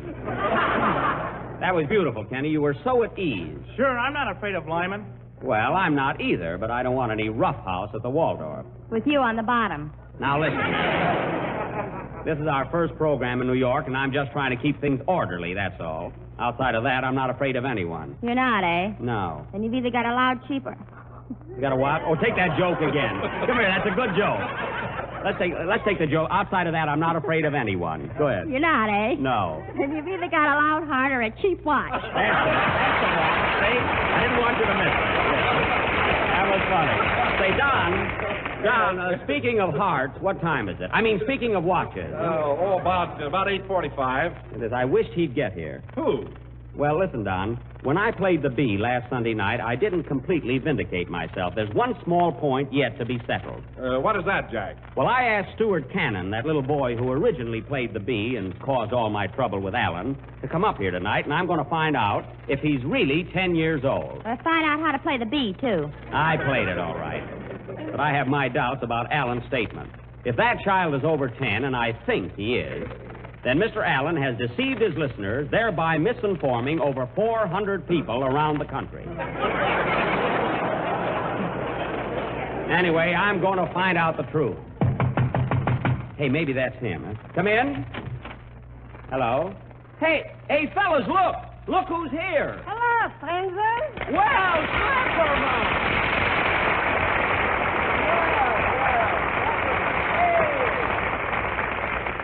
Slapperman, I'm sure glad to see you. Well, the feeling is neutral. Thank you. Jack, so soon when I found out you was in New York, I rushed right down from Boston to see you. From Boston, eh? Well, that was nice of you, Slap. I am my out of breath. I should have taken the train. Well, I'm glad you dropped in. Oh, Slap, you remember Kenny Baker and Don Wilson, don't you? Why, certainly. Hello, Kenny boy. Hello, Slappy. Oh, how are you, Slappy? It's nice to see you. Well, Donny boy, are you still making it the Jello? Oh, sure. And Slap. Slap, here's Mary. My goodness, Mary, you're a sight for chopped ice. You know, I'd asked you for a little kiss, but my wife is listening in. Come on, maybe it'll sound like that. Hey, Slap. Leave me alone. I'm delirious. How was it, Mary? I don't know. It was standing on my feet. Oh. Slap, tell me something about yourself. What are you doing these days? Well, Jack, I'm in the hotel business. The hotel business? Yes. I didn't know that. What's the name of your hotel? Clapperman's Little Gypsy Tea Room. And, you know, Jack, it's a special attraction. My wife tells fortunes. Oh, can she read tea leaves? Yes, if they're not in English. Well, tell me, Slap, how big a hotel have you? 25 rooms, and so clean you can eat in them. Oh, how about sleeping in them? That I wouldn't recommend. 25 rooms, eh? Have you got an elevator? I had one, but it got stuck, so I made another room out of it. Well, that was clever, really. Hey, Jack, why don't you and Mary come over tonight? We got dancing and music. Oh, an orchestra, too, eh? Who's playing there? Fred Herring and his Oriental Canadians. My, what musicians. Strictly swing time, boys. Say, that reminds me, Slap, do you know Abe Lyman? Do I know Abe Lyman? Hello, Abe, boy. Hello, Slap. Is my suit ready? Please, quiet. You'll have it tomorrow, positively. Oh, a tailor, too, huh? Say, Slap, you certainly branched out since I last saw you. Hotel, tea room, tailor. You're certainly in a lot of businesses. Hold on to your watch, Jack. You might have a pawn shop. A pawn shop, huh? What do you think hangs from my sign? 3 oranges? Well, you certainly don't believe in putting all your eggs in one business, do you? Well, Jack, it certainly was a pleasure to see you. Thanks, Slap. Come up and see us again, won't you? Why, certainly. Well, goodbye, everybody. I got work to do around here. Work to do? You mean you work here at the Waldorf Astoria, too? Sure, I'm the house detective, so take it easy. Goodbye.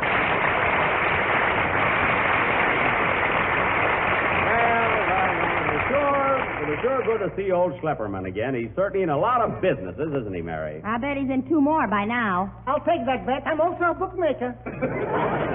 What a guy. Hey, Don, did that little boy come in yet? No, not yet, Jack. Oh, well, play something, Abe. If Schlepperman is in your band, I'll die. Gee, I wish that kid would get here.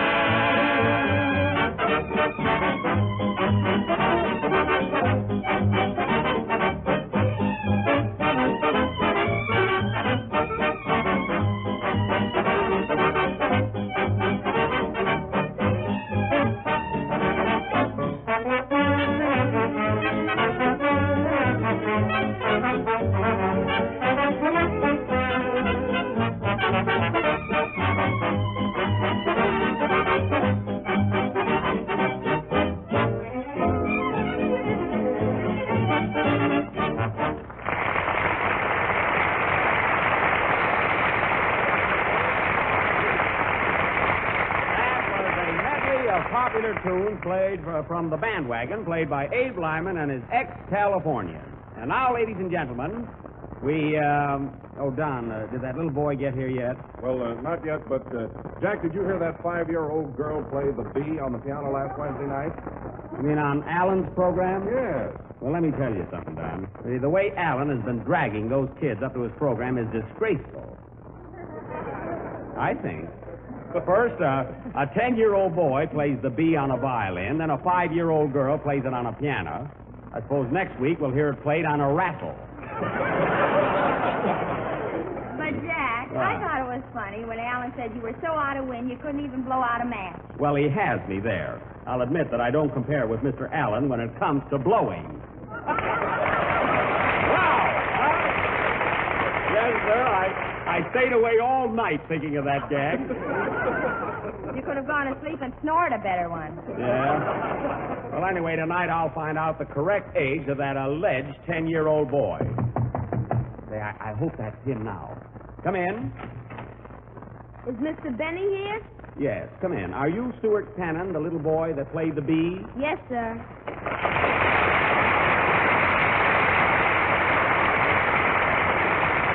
Well, I'm awfully glad you came up tonight, Stuart.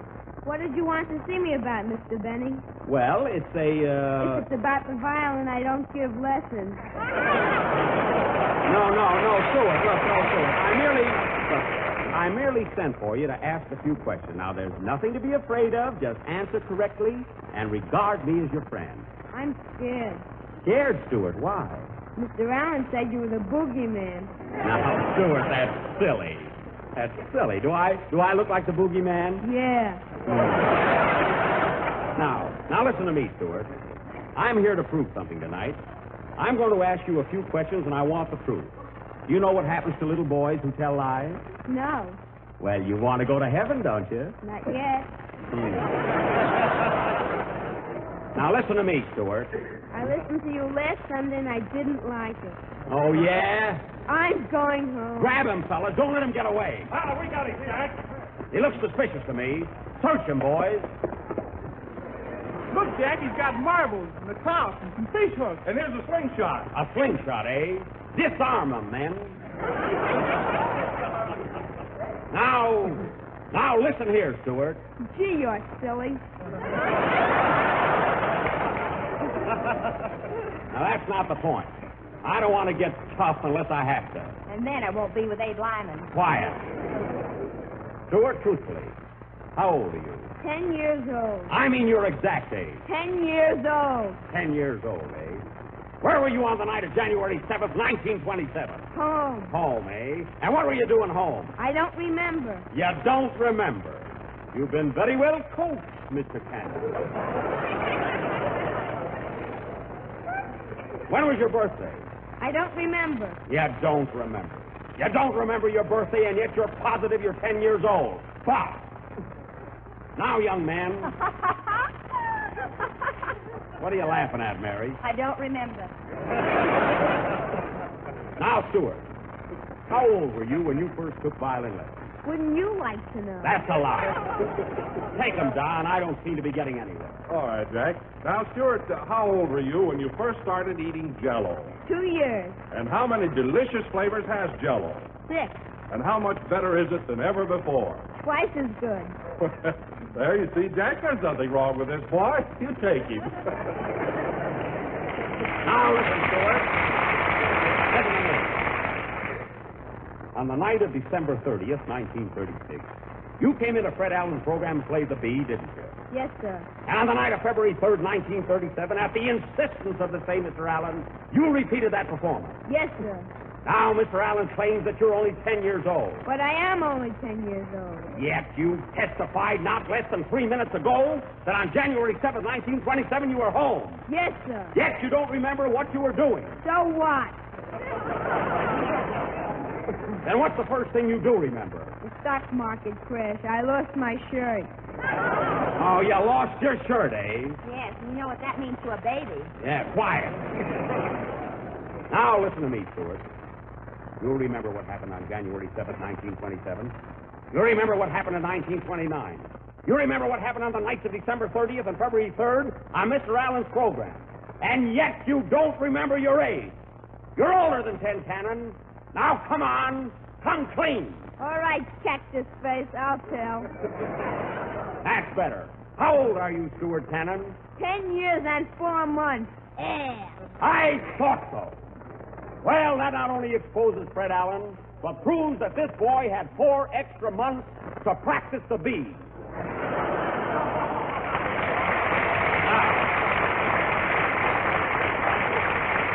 You're excused, Mr. Canin. I rest my case. Pop, you're intimidating the witness. Cleverman, what are you butting in for? I'm also a lawyer. Play line.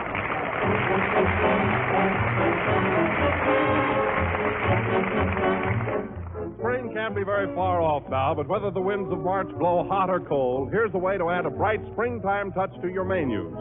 Serve this new Jell-O dessert soon. It's called Prune Perfection, and it's delicious to taste, lovely to look at, and mighty easy to make. Just dissolve 1 package of strawberry Jell-O in 1 pint of hot water. Chill until slightly thickened, then fold in 1 cup of finely cut up cooked prunes. Mold and serve plain or with whipped cream. You'll enjoy this clever combination of flavors, the richness of the prunes pepped up with Jell-O's fresh strawberry flavor. All of Jell-O's 6 delicious flavors come from fresh, ripe fruit skillfully blended. So why not put Jell-O on your shopping list for tomorrow and serve Prune Perfection for dessert tomorrow night? But be sure you get genuine Jell-O with that extra rich fruit flavor. Look for the big red letters on the box. They spell Jell-O.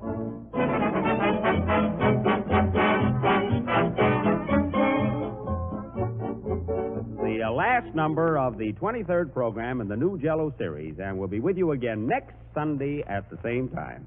I want to tell you how glad I was to see Schlepperman again, and I'd like you to meet him in person, Mr. Sam Hearn.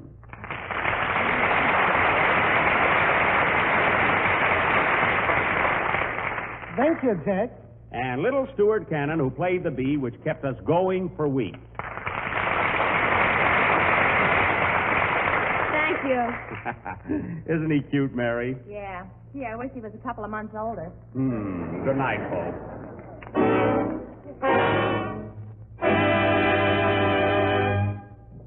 J-E-L-L-O.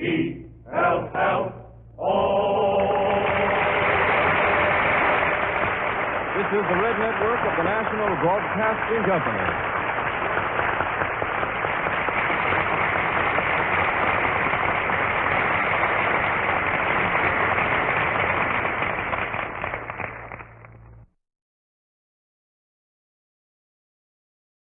Well, hello again, podcast listeners. This is Buck Benny speaking. Welcome to another episode of The Fred Allen Show. This episode is one of the last. Unfortunately, we only have 2 left from the 1936-1937 season that are in circulation. And we'll go more into circulation and all that stuff in the upcoming weeks. But anyway, the 2 that are left are right in a row. They're this week's and next week's.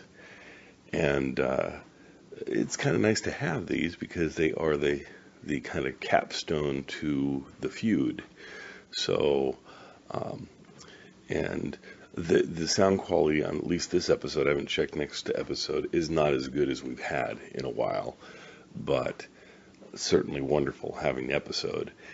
And as the feud goes on, this episode has the feud like mixed throughout it. There's one section that really strongly features the feud, and that section I'll be cutting out and bringing to you again tomorrow as part of the Jack Benny presentation of kind of the culmination of the feud that'll happen tomorrow, which is wonderful. Now, the other thing about tonight that is great, we get to have One Long Pond visit us one more time, and I always loved the One Long Pond skits. I think they're great, and the whole I don't think we get to hear him say Wawalawa this time. I love when he says Wawalawa, but the man is not killed with Wawalawa that I know of. But always fun to have. So great episode. Enjoy it.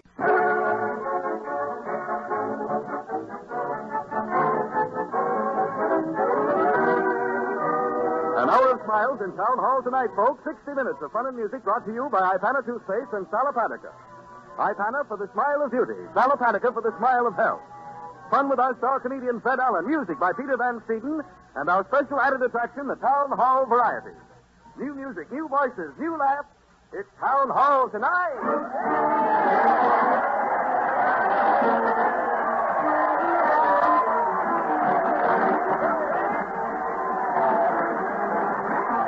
That crowd cheer as Fred Allen leads the parade to the old town hall. Fred's conducting the band with a big sword, followed by those dull blades of the boards, the mighty Allen art players. Let's join the shouting song. Everybody's going. Everybody's going. Here they come, elopers. Hurry up, darling. You haven't even packed your things. All I'm taking is you and my radio, sweetheart. It's Town Hall tonight. Detective. Yes, officer. The thieves took $15,000 and my jewelry. It could be worse, lady. Suppose they took your radio. It's Town Hall tonight. Fortune teller. Tell me the truth, Swami. Is my husband out with another woman? Do not worry. Swami's crystals show husband home by radio, madam. It's Town Hall tonight.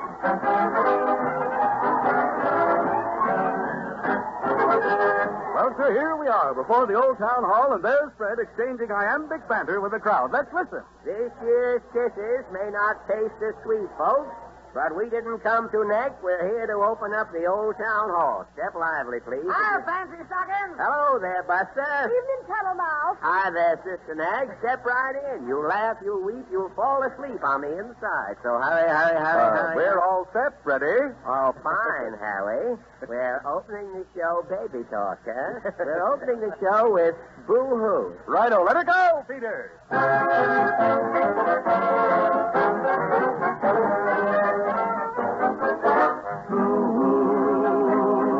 You've got me crying for you.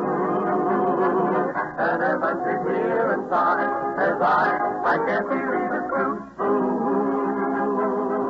I'll tell my mama on you. The little game that you play has made her baby oh so blue. You left me in the lurch. You left me waiting at the church. That's why I'm crying for you.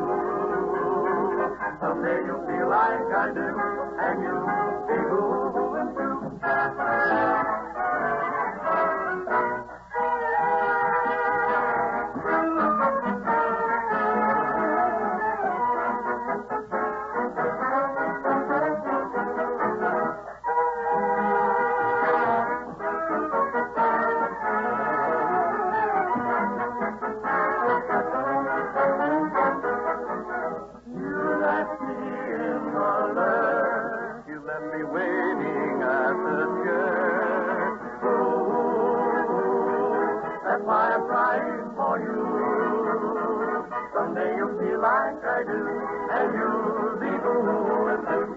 Presenting that Goliath, that gargantuan, that great big giant of jest, jubilant, jive, jocose, jamboree, jovial, the Jubilee Pen Jambrum, Fred Jalad and Jason.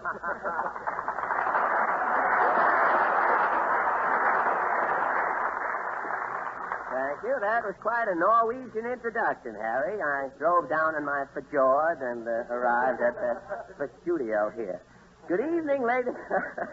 Good evening, ladies and gentlemen. Now, before the man from the Social Security Office gets here to see about enrolling the jokes, I'll read you the town hall bulletin for tonight.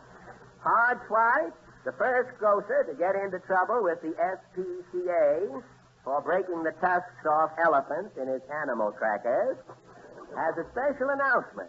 Hard says you customers have got to quit scratching matches on the cigar counter. The cigar case has just been varnished. And Hard says, men, if the seats of your pants are so thin, you're afraid a match will raise a divot, just say the word when you want to light up, and Hard will bend over and oblige.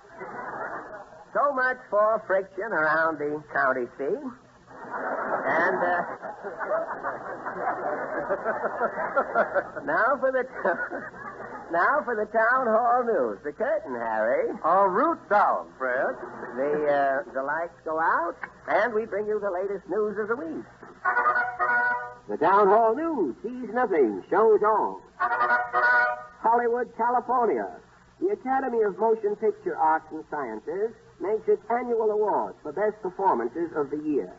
Town hall news, following in Academy's footsteps, presents its annual awards to outstanding underdogs of the film industry.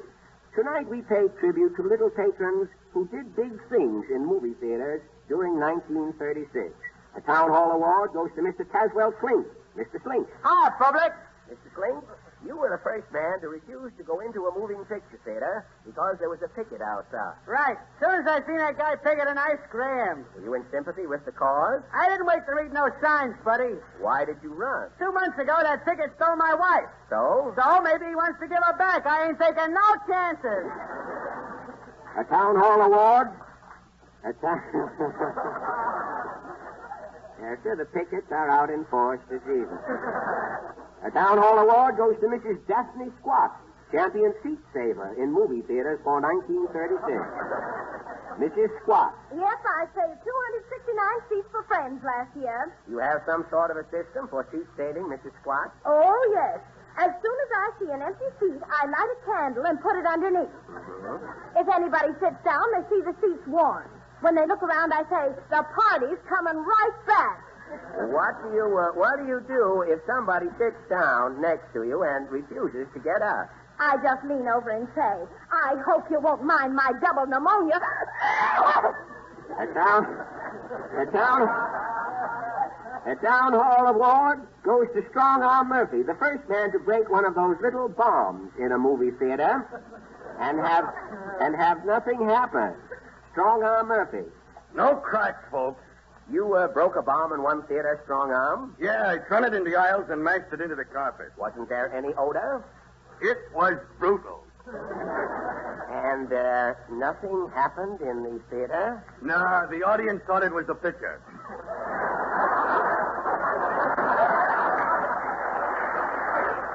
A town hall award goes to Mr. Manuel Singh, the most unusual organist to appear in a movie theater during 1936. Mr. Singh. Thank you, my friend. Why are you the most unusual organist for 1936, Mr. Singh? I played the organ all year with my feet. How come? Well, in all movie theaters, the organ comes up on a hydraulic platform. They put on the brakes, and the organ stops. I see. Then the organist comes up on a hydraulic stool. He's supposed to stop even with the organ. Why couldn't you play with your hands? All year, the stool is stopping 4 feet higher than the organ, so what can I do? I play with my toes. A town hall award goes to Mrs. Hilda Wonk, the luckiest woman moviegoer for 1936. Mrs. Wonk. Oh, I'm lucky, all right, folks. How lucky are you, Mrs. Wonk? Well, I left my gum under my seat one week and came back the next week. And the gum was still there? You said a mouthful, mister. A town hall award goes to Mr. Dabney Bleak. Mr. Bleak. Just a minute, Mr. Bleak. You are the loudest singer in the movie theater audience there? Well, I ain't here to brag, bud. Now, what is the loudest you have ever sung, Mr. Bleed? Well, last week at the Paramount, they let down the song sheet. The song was Moonlight and Roses. Well, sir, 4,000 people started singing the lead. I give them 4 bars head start, and then I started my baritone. How did you come out, Mr. Bleed? On 43rd Street.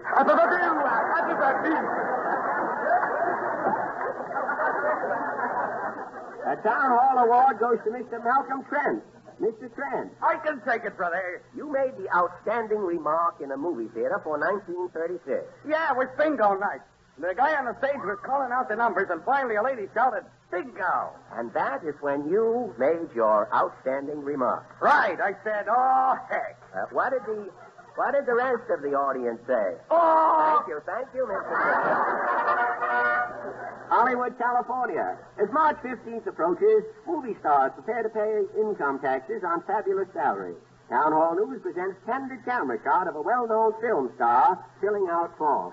Garçon. Yes, madame? Bring me a double porterhouse steak smothered in lamb chops, plenty of mashed potatoes, and some custard pie. Is madame celebrating? It's getting near March 15th, Garçon. I gotta fill out the form.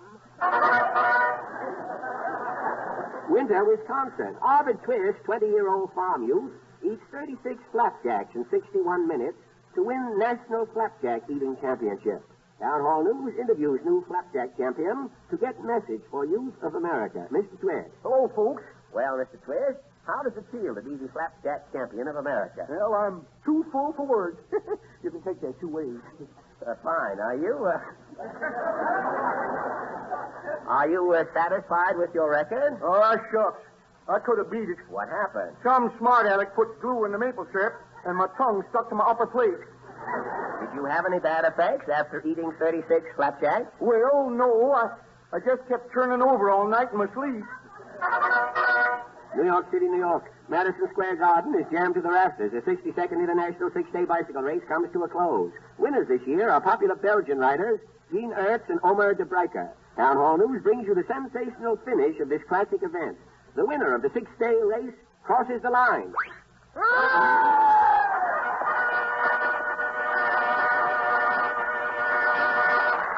Thank you, ladies and gentlemen, thank you. And now for the mighty Allen sacrifice. To prove that the college professor who said people can transmit their thoughts to each other was right, I lay what passes for my mind on the altar of science. I shall allow a young man who never took a lesson in his life to look me firmly between the eyes and read my mind. You ready, Mr. Von Zell? Ready, Mr. Allen. Now, concentrate, please. Let me see. It always takes a moment or two to clear away the dead timber. Oh, yes, now I have it. You were thinking that if you had next week's show written, you could skip away for the weekend and relax. By Dad, Von Zell, it's uncanny. I did have that truant thought. Your skill savors of decremency. Oh, it was nothing, Fred. You could do it yourself. Well, not with everybody, Harry, but I think I could tell you what you're thinking about. All right, try it and see. Oh, I know you, Harry. You're thinking about a red and yellow striped tube. Ipana toothpaste is on your mind, isn't it? Right, Fred. And Ipana is on the mind of everyone who believes that a good toothpaste, like a good dentist, is never a luxury. And Ipana is constantly growing in popularity because of its extra benefits. It not only cleans and brightens your teeth, but when used with massage, gives your gums the toning and stimulation they need to help keep them firm and healthy and guard against gum trouble. Since our gums do not get that stimulation from creamy, well-cooked foods, we earnestly suggest this daily routine. Every time you brush your teeth with Ipana toothpaste, put a little extra Ipana on your brush or fingertip and massage your gums with it.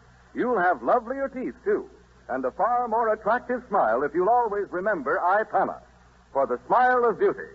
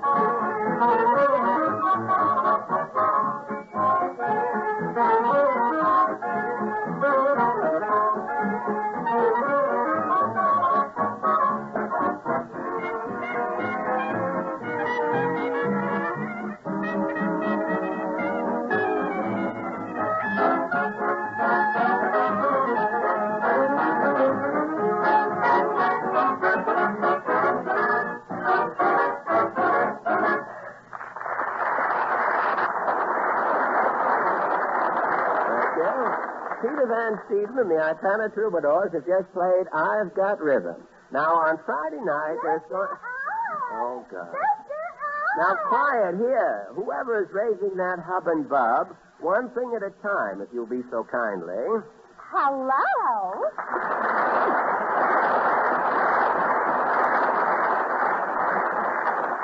Well, sir, they laughed when I started to stand up in the nightclub. I didn't know I was under a table.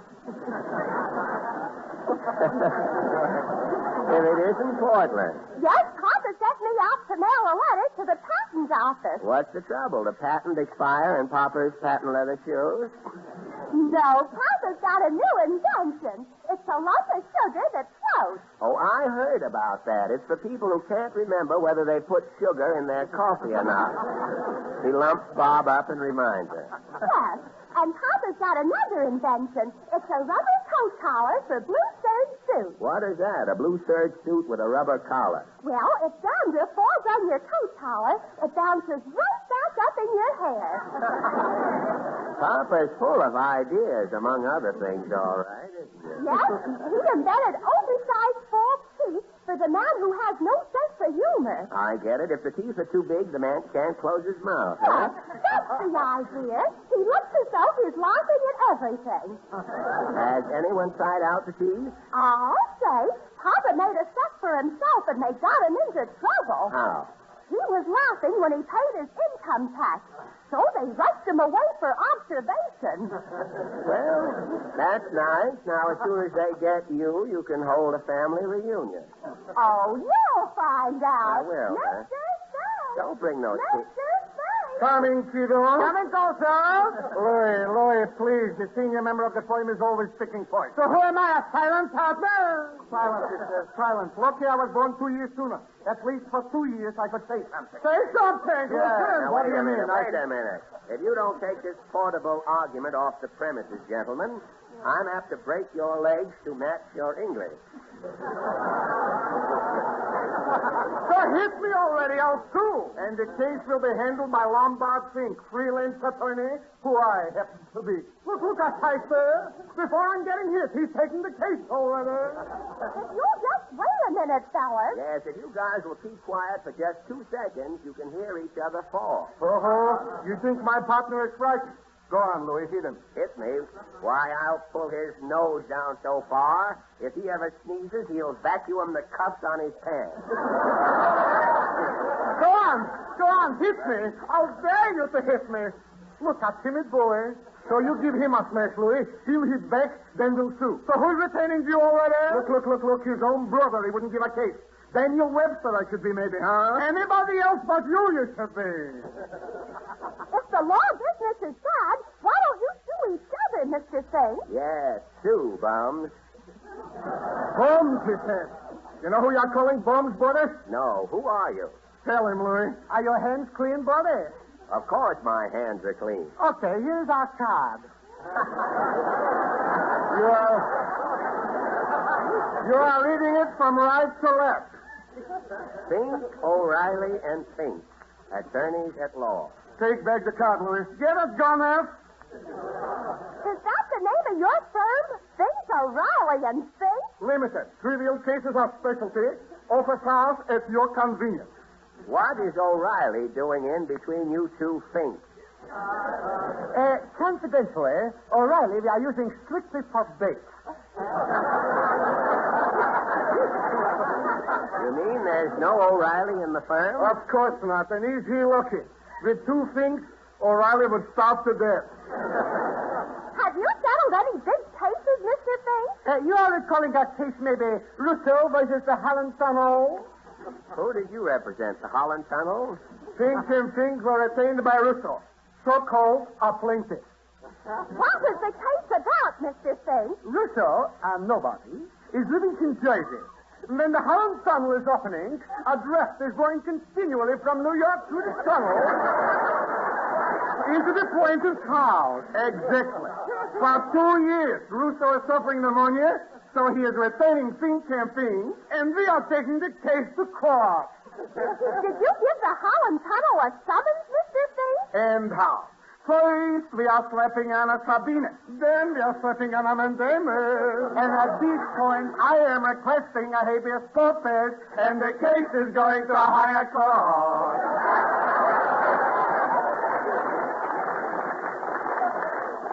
What your firm needs is a baritone, boy. How did the case come out, Mr. Fink? Our client, Russo, still a nobody, is winning the suit. You mean they closed the Holland Tunnel? No. Russo is winning the suit. Needed underwear. It was Jersey justice. Boy, that's some victory. The think it's always a victory. Oh, it's getting monotonous. Don't tell me you Blackstone buzzards win every case. You are hearing in legal circles regarding Peabody versus Bulwark? No, and I'm not interested. Irregardless. I am opening this case by sneezing. While the judge is saying Gesundheit, I am appealing. What did your client say? A lucky break. The judge was cross-eyed. The foreman of the jury got 10 years. Another victory. Gosh, some strategy, Mr. Fink. Strategy for living. Well, this is all very enlightening, boys, but I don't need a lawyer. That's what you think. You got a case, buddy. It's worth $1 million. Saying the word, and we are doing it fun down in night court. Suing who? Jack Benny. Jack Benny, wait a minute. Now, why should I sue Jack Benny? For libel, defamation of character. Forgery, usury, injury, and lethargy. Have you been listening to the radio, Mr. Fink? Yeah, definitely. The complaint is made out already. Listen, on January 3rd, he is calling you a lowbrow. January 10th, he is calling you a highbrow. January 17th, he is saying you're a mini. And without a letter, he is insisting you can't play the flea. If we are taking the case, then he will positively settle out of court, and not for chicken food. Boy, have you got a case? I will open up with a writ of replevin. Then I come with a writ of no quo. Before Benny can move, I am on top of him with a writ of temper fugitive. You're certainly putting on the ritz, Mr. Fink. A low life like that should pay with continuity. You couldn't lose, brother. Now, the only thing is, you boys are a little mixed up there with the evidence. Those are the things I call Jack Benny. You won't. Did you hear that one, Bob? I heard. You've made a mistake, Mr. Fink. It could happen to a dog. It has. You mean that you are calling this to Jack Benny? Yes, so what? So what is it? Has Benny got a case? This will cost you plenty, Chisler. What are we waiting for, Lombard? Let's go. Okay, Benny is stopping on the power. It's this way. I'll sue you later, Portland. Sally, how?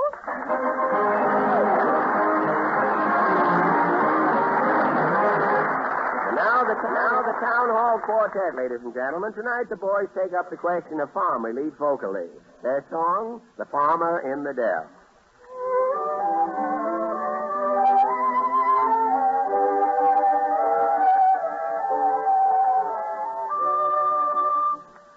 The farmer in the dell, the farmer in the dell, hi-ho the dairy-o, the farmer in the dell, the farmer in the dell, the farmer in the dell, hi-ho the dairy-o, the farmer in the dell, in the dell.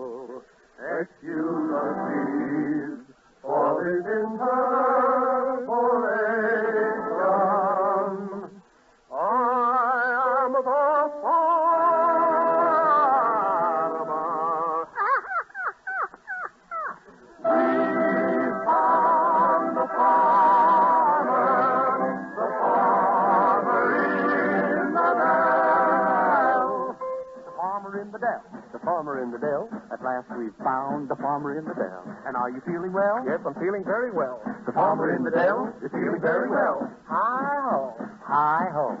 Hi-ho. Hi-ho. Farmer in the dell. The farmer in the dell. The farmer in the dell. The farmer in the dell. The farmer in the dell. Hi-ho, the dairy-o, the farmer in the dell. Oh, the farmer in the dell. Hi-ho. The farmer in the dell. Hi-ho. You probably know by now that the name of this song is the farmer in the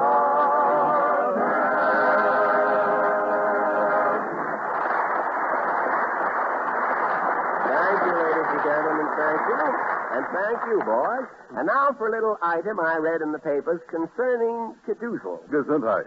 Well, Harry, Cadoozle is the name of a chain of stores due to open shortly, in which purchases will be delivered at the counter and their costs totaled by electricity. My, what will they think of next? Well, said Mr. Allen modestly, I'm working on a little device sort of like that myself. And in an off moment, I've named it the Mighty Allen Electro Advisor.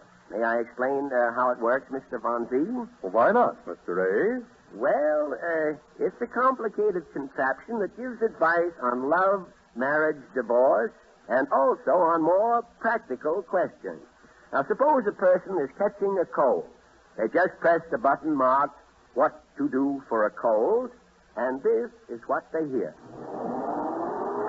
You know from experience that the time to start fighting a cold is at its very beginning.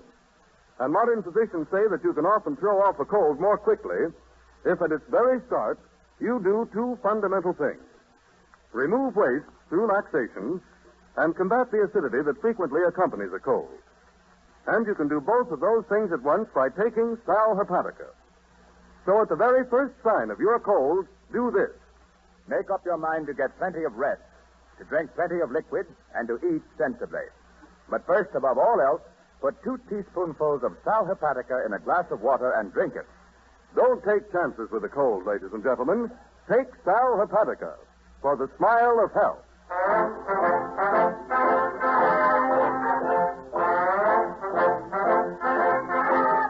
There's the theme song of the Mighty Allen Art Players, and they'll be with you immediately after your station announcement.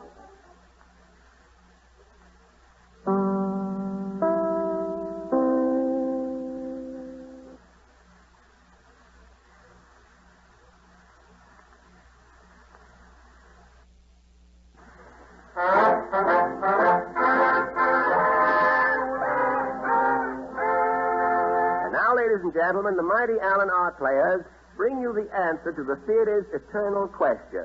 Which came first, the egg or the actor? Tonight they present a nautical mystery called Murder on the High Seas, or One Long Pan Helps Boy Meet Go. Overture, Peter.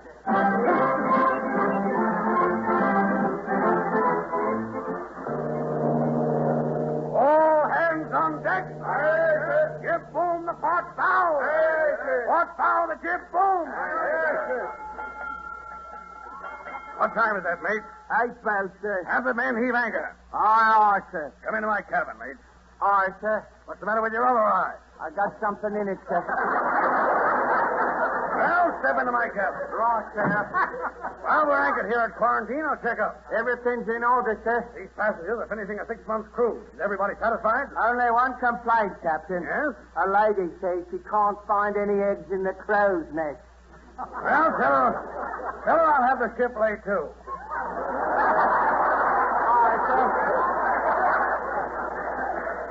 Where's the steward? He's giving out the passports to the passengers, sir. Hold on! Captain, what's the matter, Stuart? Murder, sir. Murder? Aye, sir. A man shot in stateroom A. Who killed him, Stuart? I don't know. I was delivering the passport, sir, and I heard a shot. When I ran back to the room, the man was dead on the floor. Hey, stateroom's on this deck, mate. Let's go. Right, sir. Will I come too, Captain? No, Steward. Let's go those passports. Aye, sir. This is stateroom A, Captain. Open that door, mate. Right. Help! Eliza, my husband! How long ago was your husband shot, madam? No, 10 minutes ago, Captain. And you're just calling for help now? Yeah. When the shot was fired, I was eating lunch in the other room. First, I finished eating, and now I'm hollering. Listen, help! Help!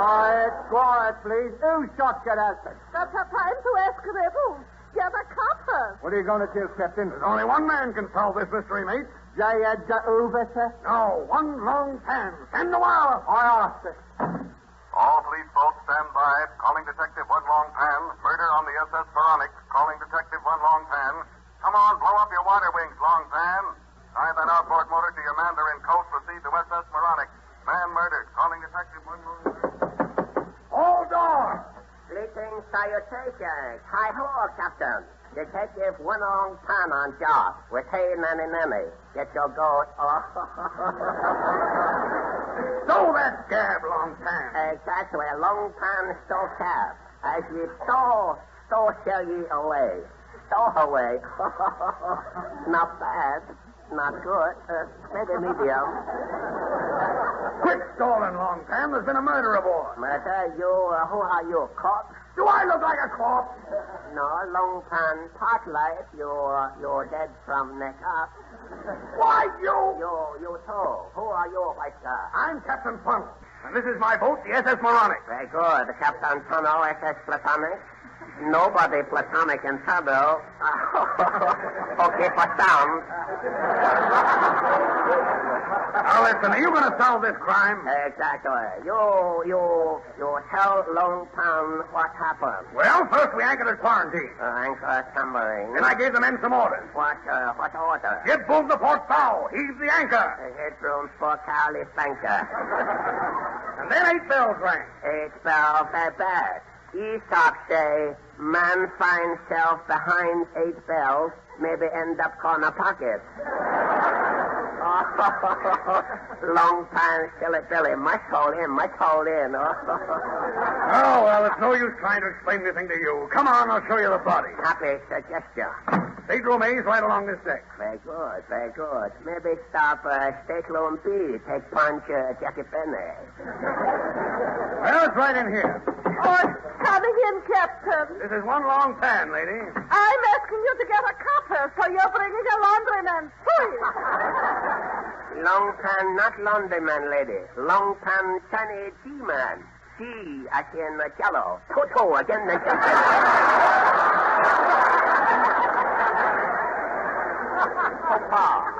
So if you are so smart, Mr. Hong Kong Hillbilly, who is killing mine husband? First, must you know husband's name, lady? He is now the late Willoughby Cat, the Zipper King.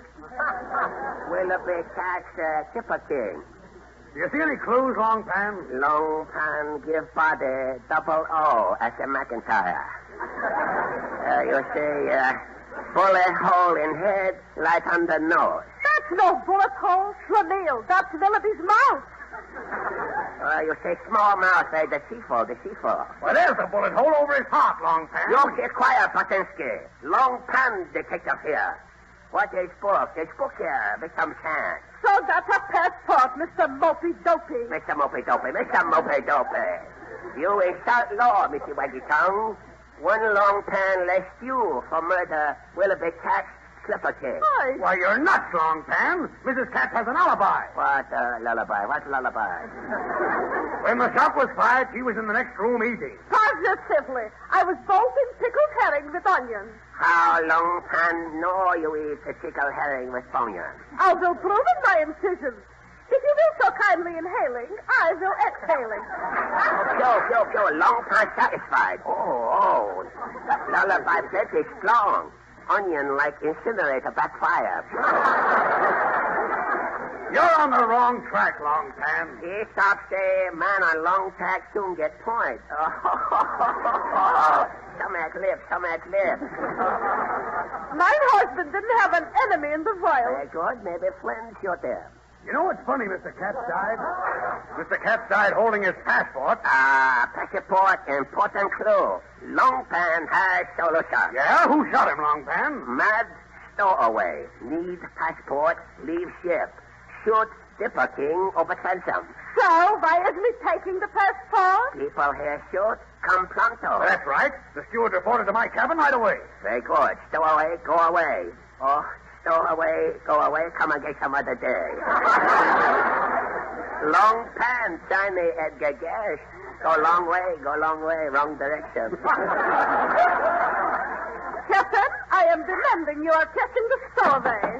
Long pan hall door. Captain Funnel. Aye, Stuart. Come quickly. Another passenger shot on the upper deck, sir. Hooey! 6 months we are cruising for help. So now the passengers is coming home dead. It must be that mad stowaway, Long Pan. Long pan stop murder. You lead way, Captain. There's another shot. This is terrible. Murder, next stateroom. Long pan investigate. You go first, Captain.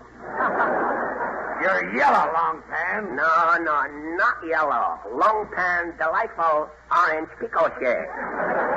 Lead on, McLuff. Okay. Help! Help! I'm Captain Funnel, mister. What's wrong? My wife's been shot, Captain. Oh, so the wife, mister? I don't know. Why, look. She's holding a passport, too.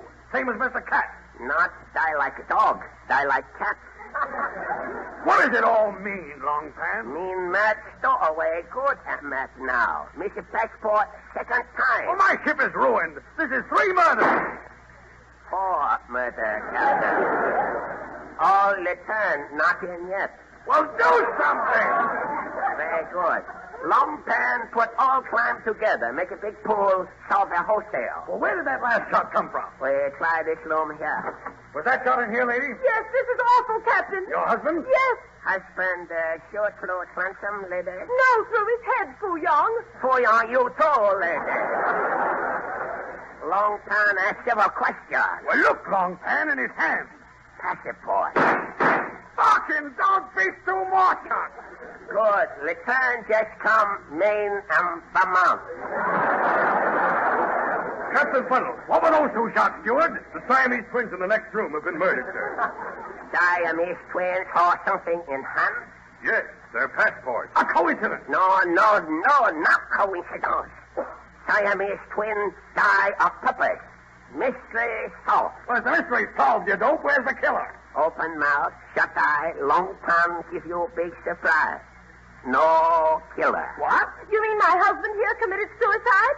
Exactly. Everybody kill self. Community suicide. Well, what caused it, Long Pan? Very simple. Kitty play. Captain Funnel here will demonstrate. What are you going to do, Captain? Don't ask me, lady. Ask Long Pan. Stuart, you have Captain passport? Yes, sir. It's right here. What's the Oriental idea? Quiet, Barnacle William, quiet. You look at your passport. Okay. You look at the picture. Whale and catfish. Where's my gun? Don't shoot yourself, Captain. Oh, he's dead. Precisely. Experiment, great success. Captain joined great majority. You mean they all killed themselves because... Indubitably. Any man prefer death to look like passport picture. What's the moral, Long Pan? Aesop say passport photo is only X-ray picture with skin on. Some snappy dog, Long Pan likes cracker, or you kid.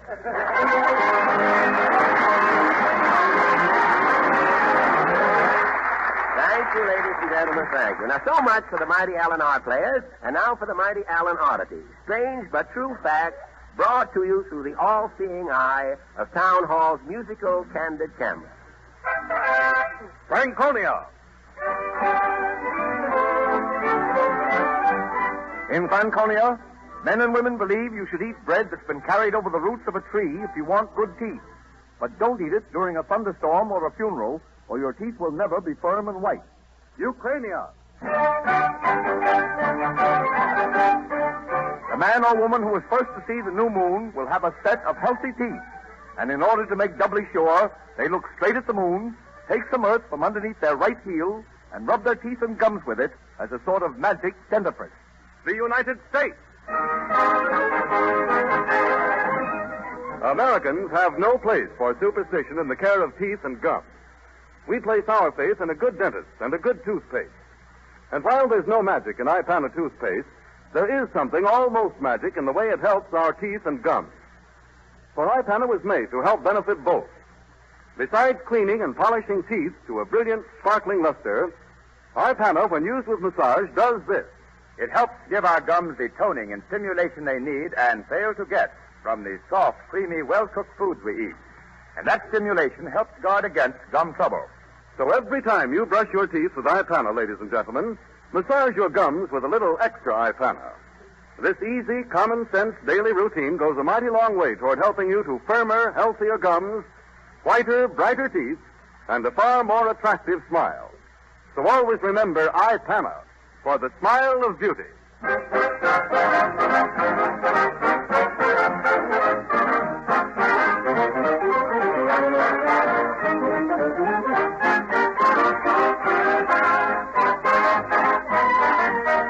Peter Van Steeden and the Ipana Troubadours are playing Slumming on Park Avenue. The vocal slumming is by the Town Hall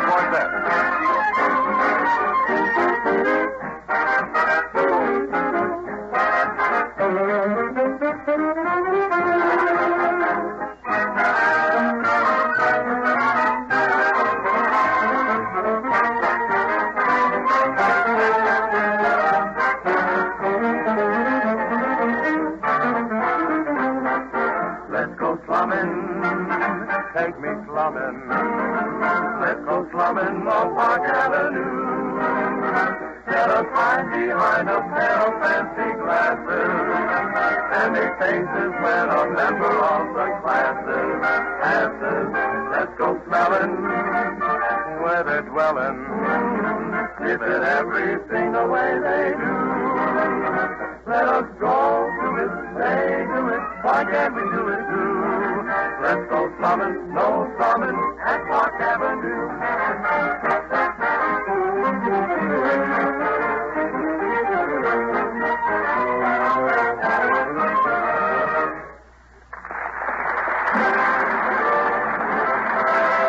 The Town Hall Varieties. Yes, ladies and gentlemen, the stage is being cleared for the next event at the Town Hall. The mighty Allenart players are being put back into their bottles, and Fred is giving the guest stars a last-minute pep talk. I guess everything's ready. How about it, Fred? Everything's fine, Harry. Tonight, I think we'll reach a new high. I wouldn't be surprised if we get the show off the ground tonight. It sounds swell, Fred. Who we got with us tonight? Well, some mighty fine acts, Harry. I have a virtuoso on the musical grasses, then a gentleman, Professor Quigley, a wonder worker, and, not wishing to interrupt myself, but while I think of it, did you hear Mr. B last Sunday? Oh, yes. Yes, Jack had a pretty good program, didn't he, Fred? You don't think it sounded any better just because it was coming out of the Waldorf Astoria, do you? I'll bet he won't get his program in there again next Sunday without baggage. Why? What do you mean, Fred? Jack didn't pull any faux pas at the Waldorf, did he? Why, that oak day. You know, coming out, walking down one of the long halls there, he saw a lot of empty finger bowls stacked up on a table. You mean to say Jack didn't know what they were? He never saw a finger bowl before. He said, gosh, the next war is going to be terrible. They're making trench hats for children. No kidding. Imagine that guy driving up in front of the Waldorf in a trailer. The doorman must have been plenty mortified. At the Waldorf? Yeah. The doorman at the Waldorf didn't even know what the trailer was. He thought one of the penthouses blew off the roof. Oh, say, Fred, did you hear Jack say that you misinformed your radio audience? 400 people around the country?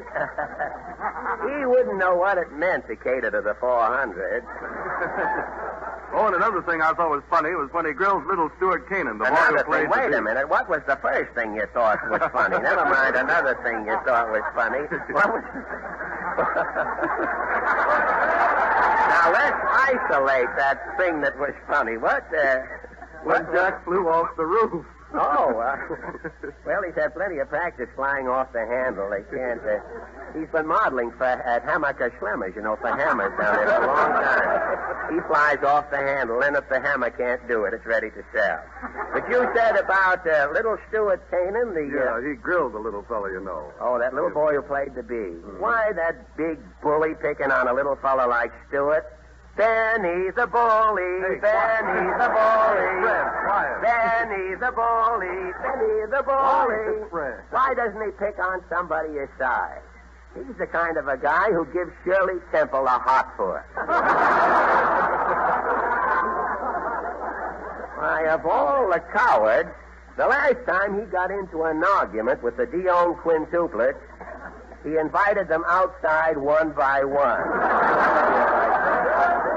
Oh, now, wait a minute, Fred. Jack's all right. Why, I think I'll go over and see him next Sunday. Why, Wait a minute, Fred. You're not going to break up his program, are you? I'll tell him a thing or two. No, I won't tax him mentally. I'll just tell him a thing.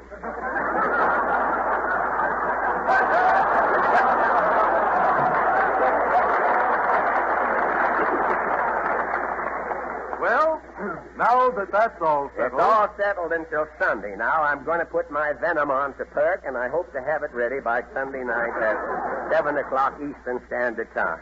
And now for our guest program. I'm sorry to have kept you waiting, Mr. Rogers. You didn't mind, did you? Not at all. I'd like to present Mr. Marshall Rogers. Mr. Rogers has arrived here at the microphone with a table containing some 25 or 30 ordinary drinking glasses, mugs, and tumblers. Oh, that's Peter, that mug in the back.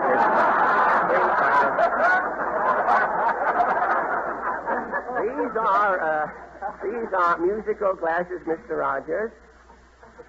Supposed to be, yes, sir. You can talk at any angle in the microphone. Yes, all right. Yes, they are musical glasses, aren't they? Yes, sir, they are. Those are the first ones I've never seen without water in them. Can you get a tone from an empty glass like that? I believe I can, yes, sir. Well, how do you do that? Would you mind explaining, or is it a secret, or... Well, all I do is place my fingertips into a little tray of water. Uh-huh. Then I rub them on the rim of the glass. Oh, on the top of the glass, Yes, eh? and when I do that, it causes the glass to vibrate. When the glass vibrates, it brings out the tone, like this. That's very interesting, isn't it? How can you pick out the glasses pitched exactly right? Well, that took a struggle of 12 years. I had to find each one. Oh, I imagine that's quite a search, isn't it? Going through life looking for rose-colored glasses or whatever. Do you talk while you play, or do you just play the music by itself? I'd rather play the music by You itself. don't talk, eh? Well, I imagine a few cracks would be disastrous in Did you, by any chance, hear Mr. Benny play the bee a couple of Sundays ago? Well, shall I tell you what I did or not? Well, you can say. Well, I didn't. You didn't, huh? All right, I was just going to say, as a musician, if you had heard him play, you would agree with me when I say that if he was playing the bee from the music, he needs glasses, too. I think Well, all right, Mr. Rogers. Thank you very much for your kind cooperation, and I'll just ask you what you're going to play. Well, I'll tell you the special arrangement of Some of These Days. Some of These Days, all right. It would be sort of contradictory to play Drink to Me Only with Thine Eyes with the glasses, wouldn't it? Well, all right. Some of These Days. Thank you. You're welcome.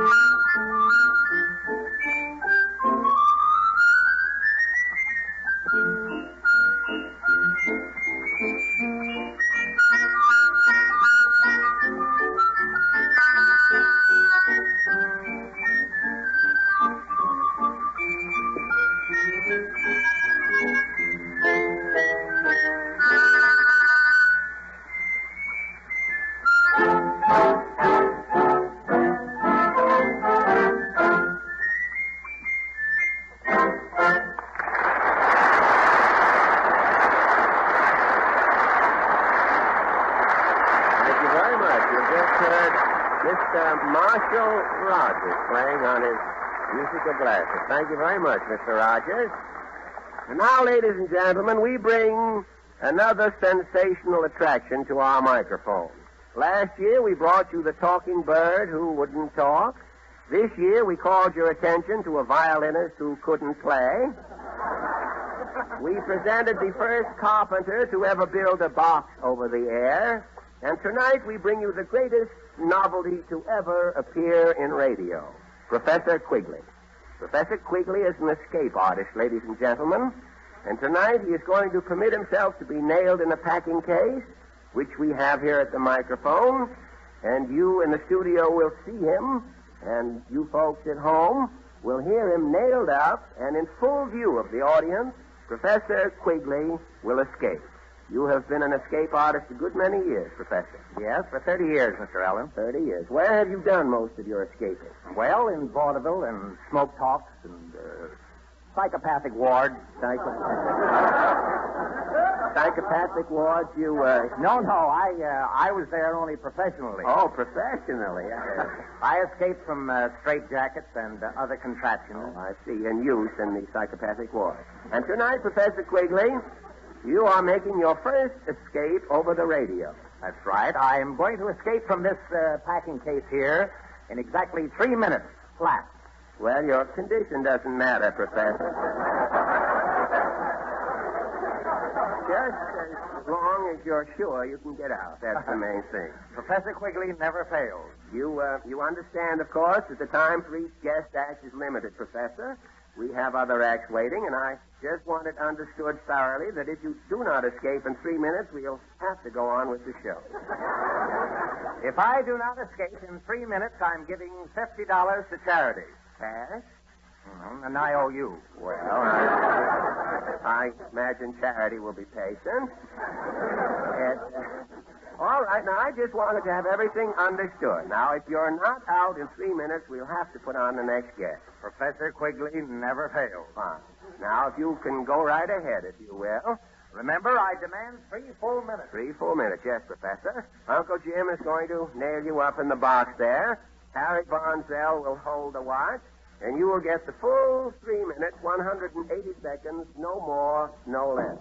Professor Quigley is being nailed in, folks. You have the watch, Harry. Yes, it's 10 seconds have gone by already, Fred. All right, everything nailed up good and tight, Uncle Jim? Everything okay, Fred? All right, thank you. Let's go, Professor Quigley. The professor is nailed in a solid... A stocking, hey, that has yet to be discovered. The professor is nailed in a solid packing case, ladies and gentlemen, loaned to us by the Bristol Myers Company, makers of Ipana and Sal Hepatica. There is a heavy clasp and padlock on one side of the box, and the top has been nailed down securely. Any noise now? How is the time, Harry? 45 seconds exactly, Fred. All right, now I'm going to move the microphone down, ladies and gentlemen, and try to get Professor Quigley to say a few words to you from inside the box. Would you rap on the box for me, Harry, if you will, please? Professor Quigley? Yes? I'm busy.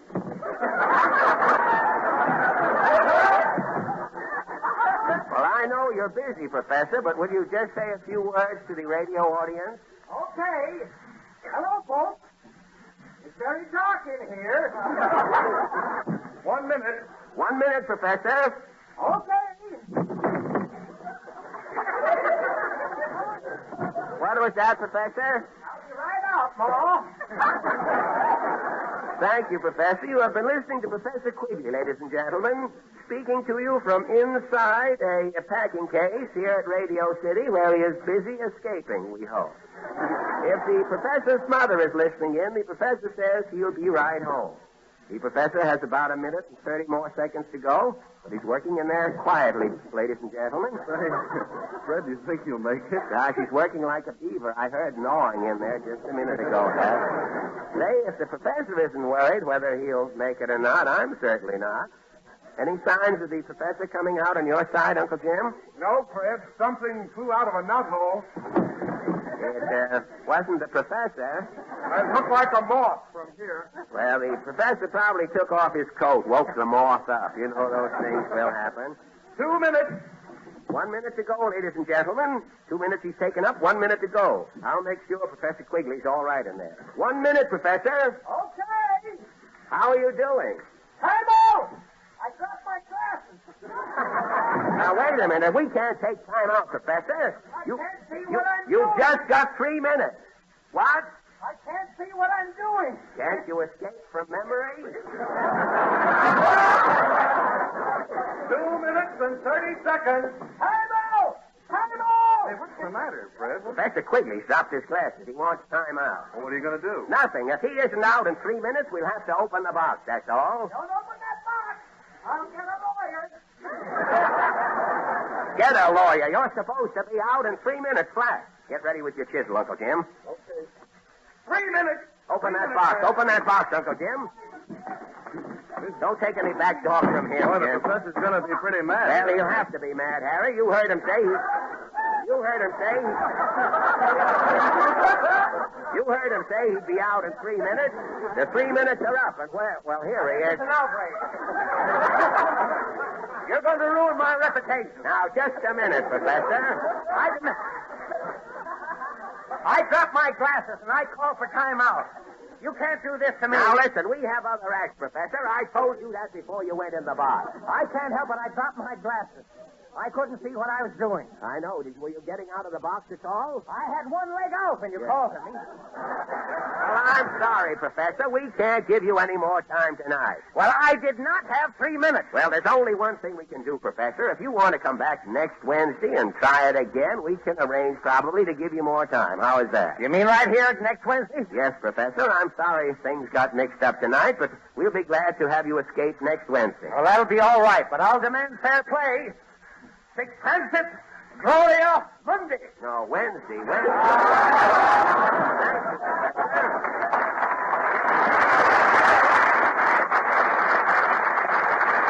Now, ladies and gentlemen, may I present the Cecil Max Mixed Choir. 14 male and female voices singing the well-known spiritual, All God's Children Got Shoes. I got you got you, all got you got you. When you get the hand, what about you? Gonna walk all over that head. Everybody come by and make my head. Gonna walk all over that head. I got a roll to the roll, all got you that roll. When you get the hand, what about you? Gonna walk all over that head. Everybody talk about the end things while they're head. But all over my head.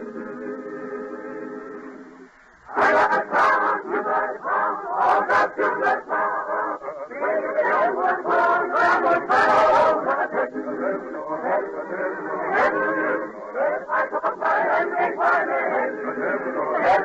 But all over my head. One crown all over my head. One crown all over my head.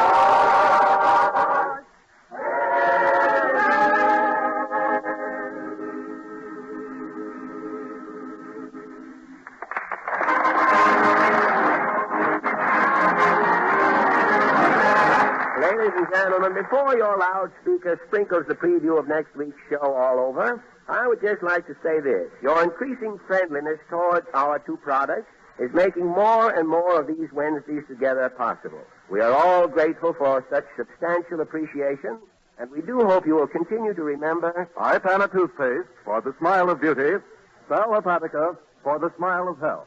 Ipana, Sal Hepatica. Thank you, Harry. And don't forget, ladies and gentlemen, next Wednesday evening, Town Hall tonight brings you comedy. Drama. My answer is final, Sir Gregory. You cannot have my hand. Very well, I shall play the cards I've got. Stock market report. Old American bobsled for a long pull. And music. Good night.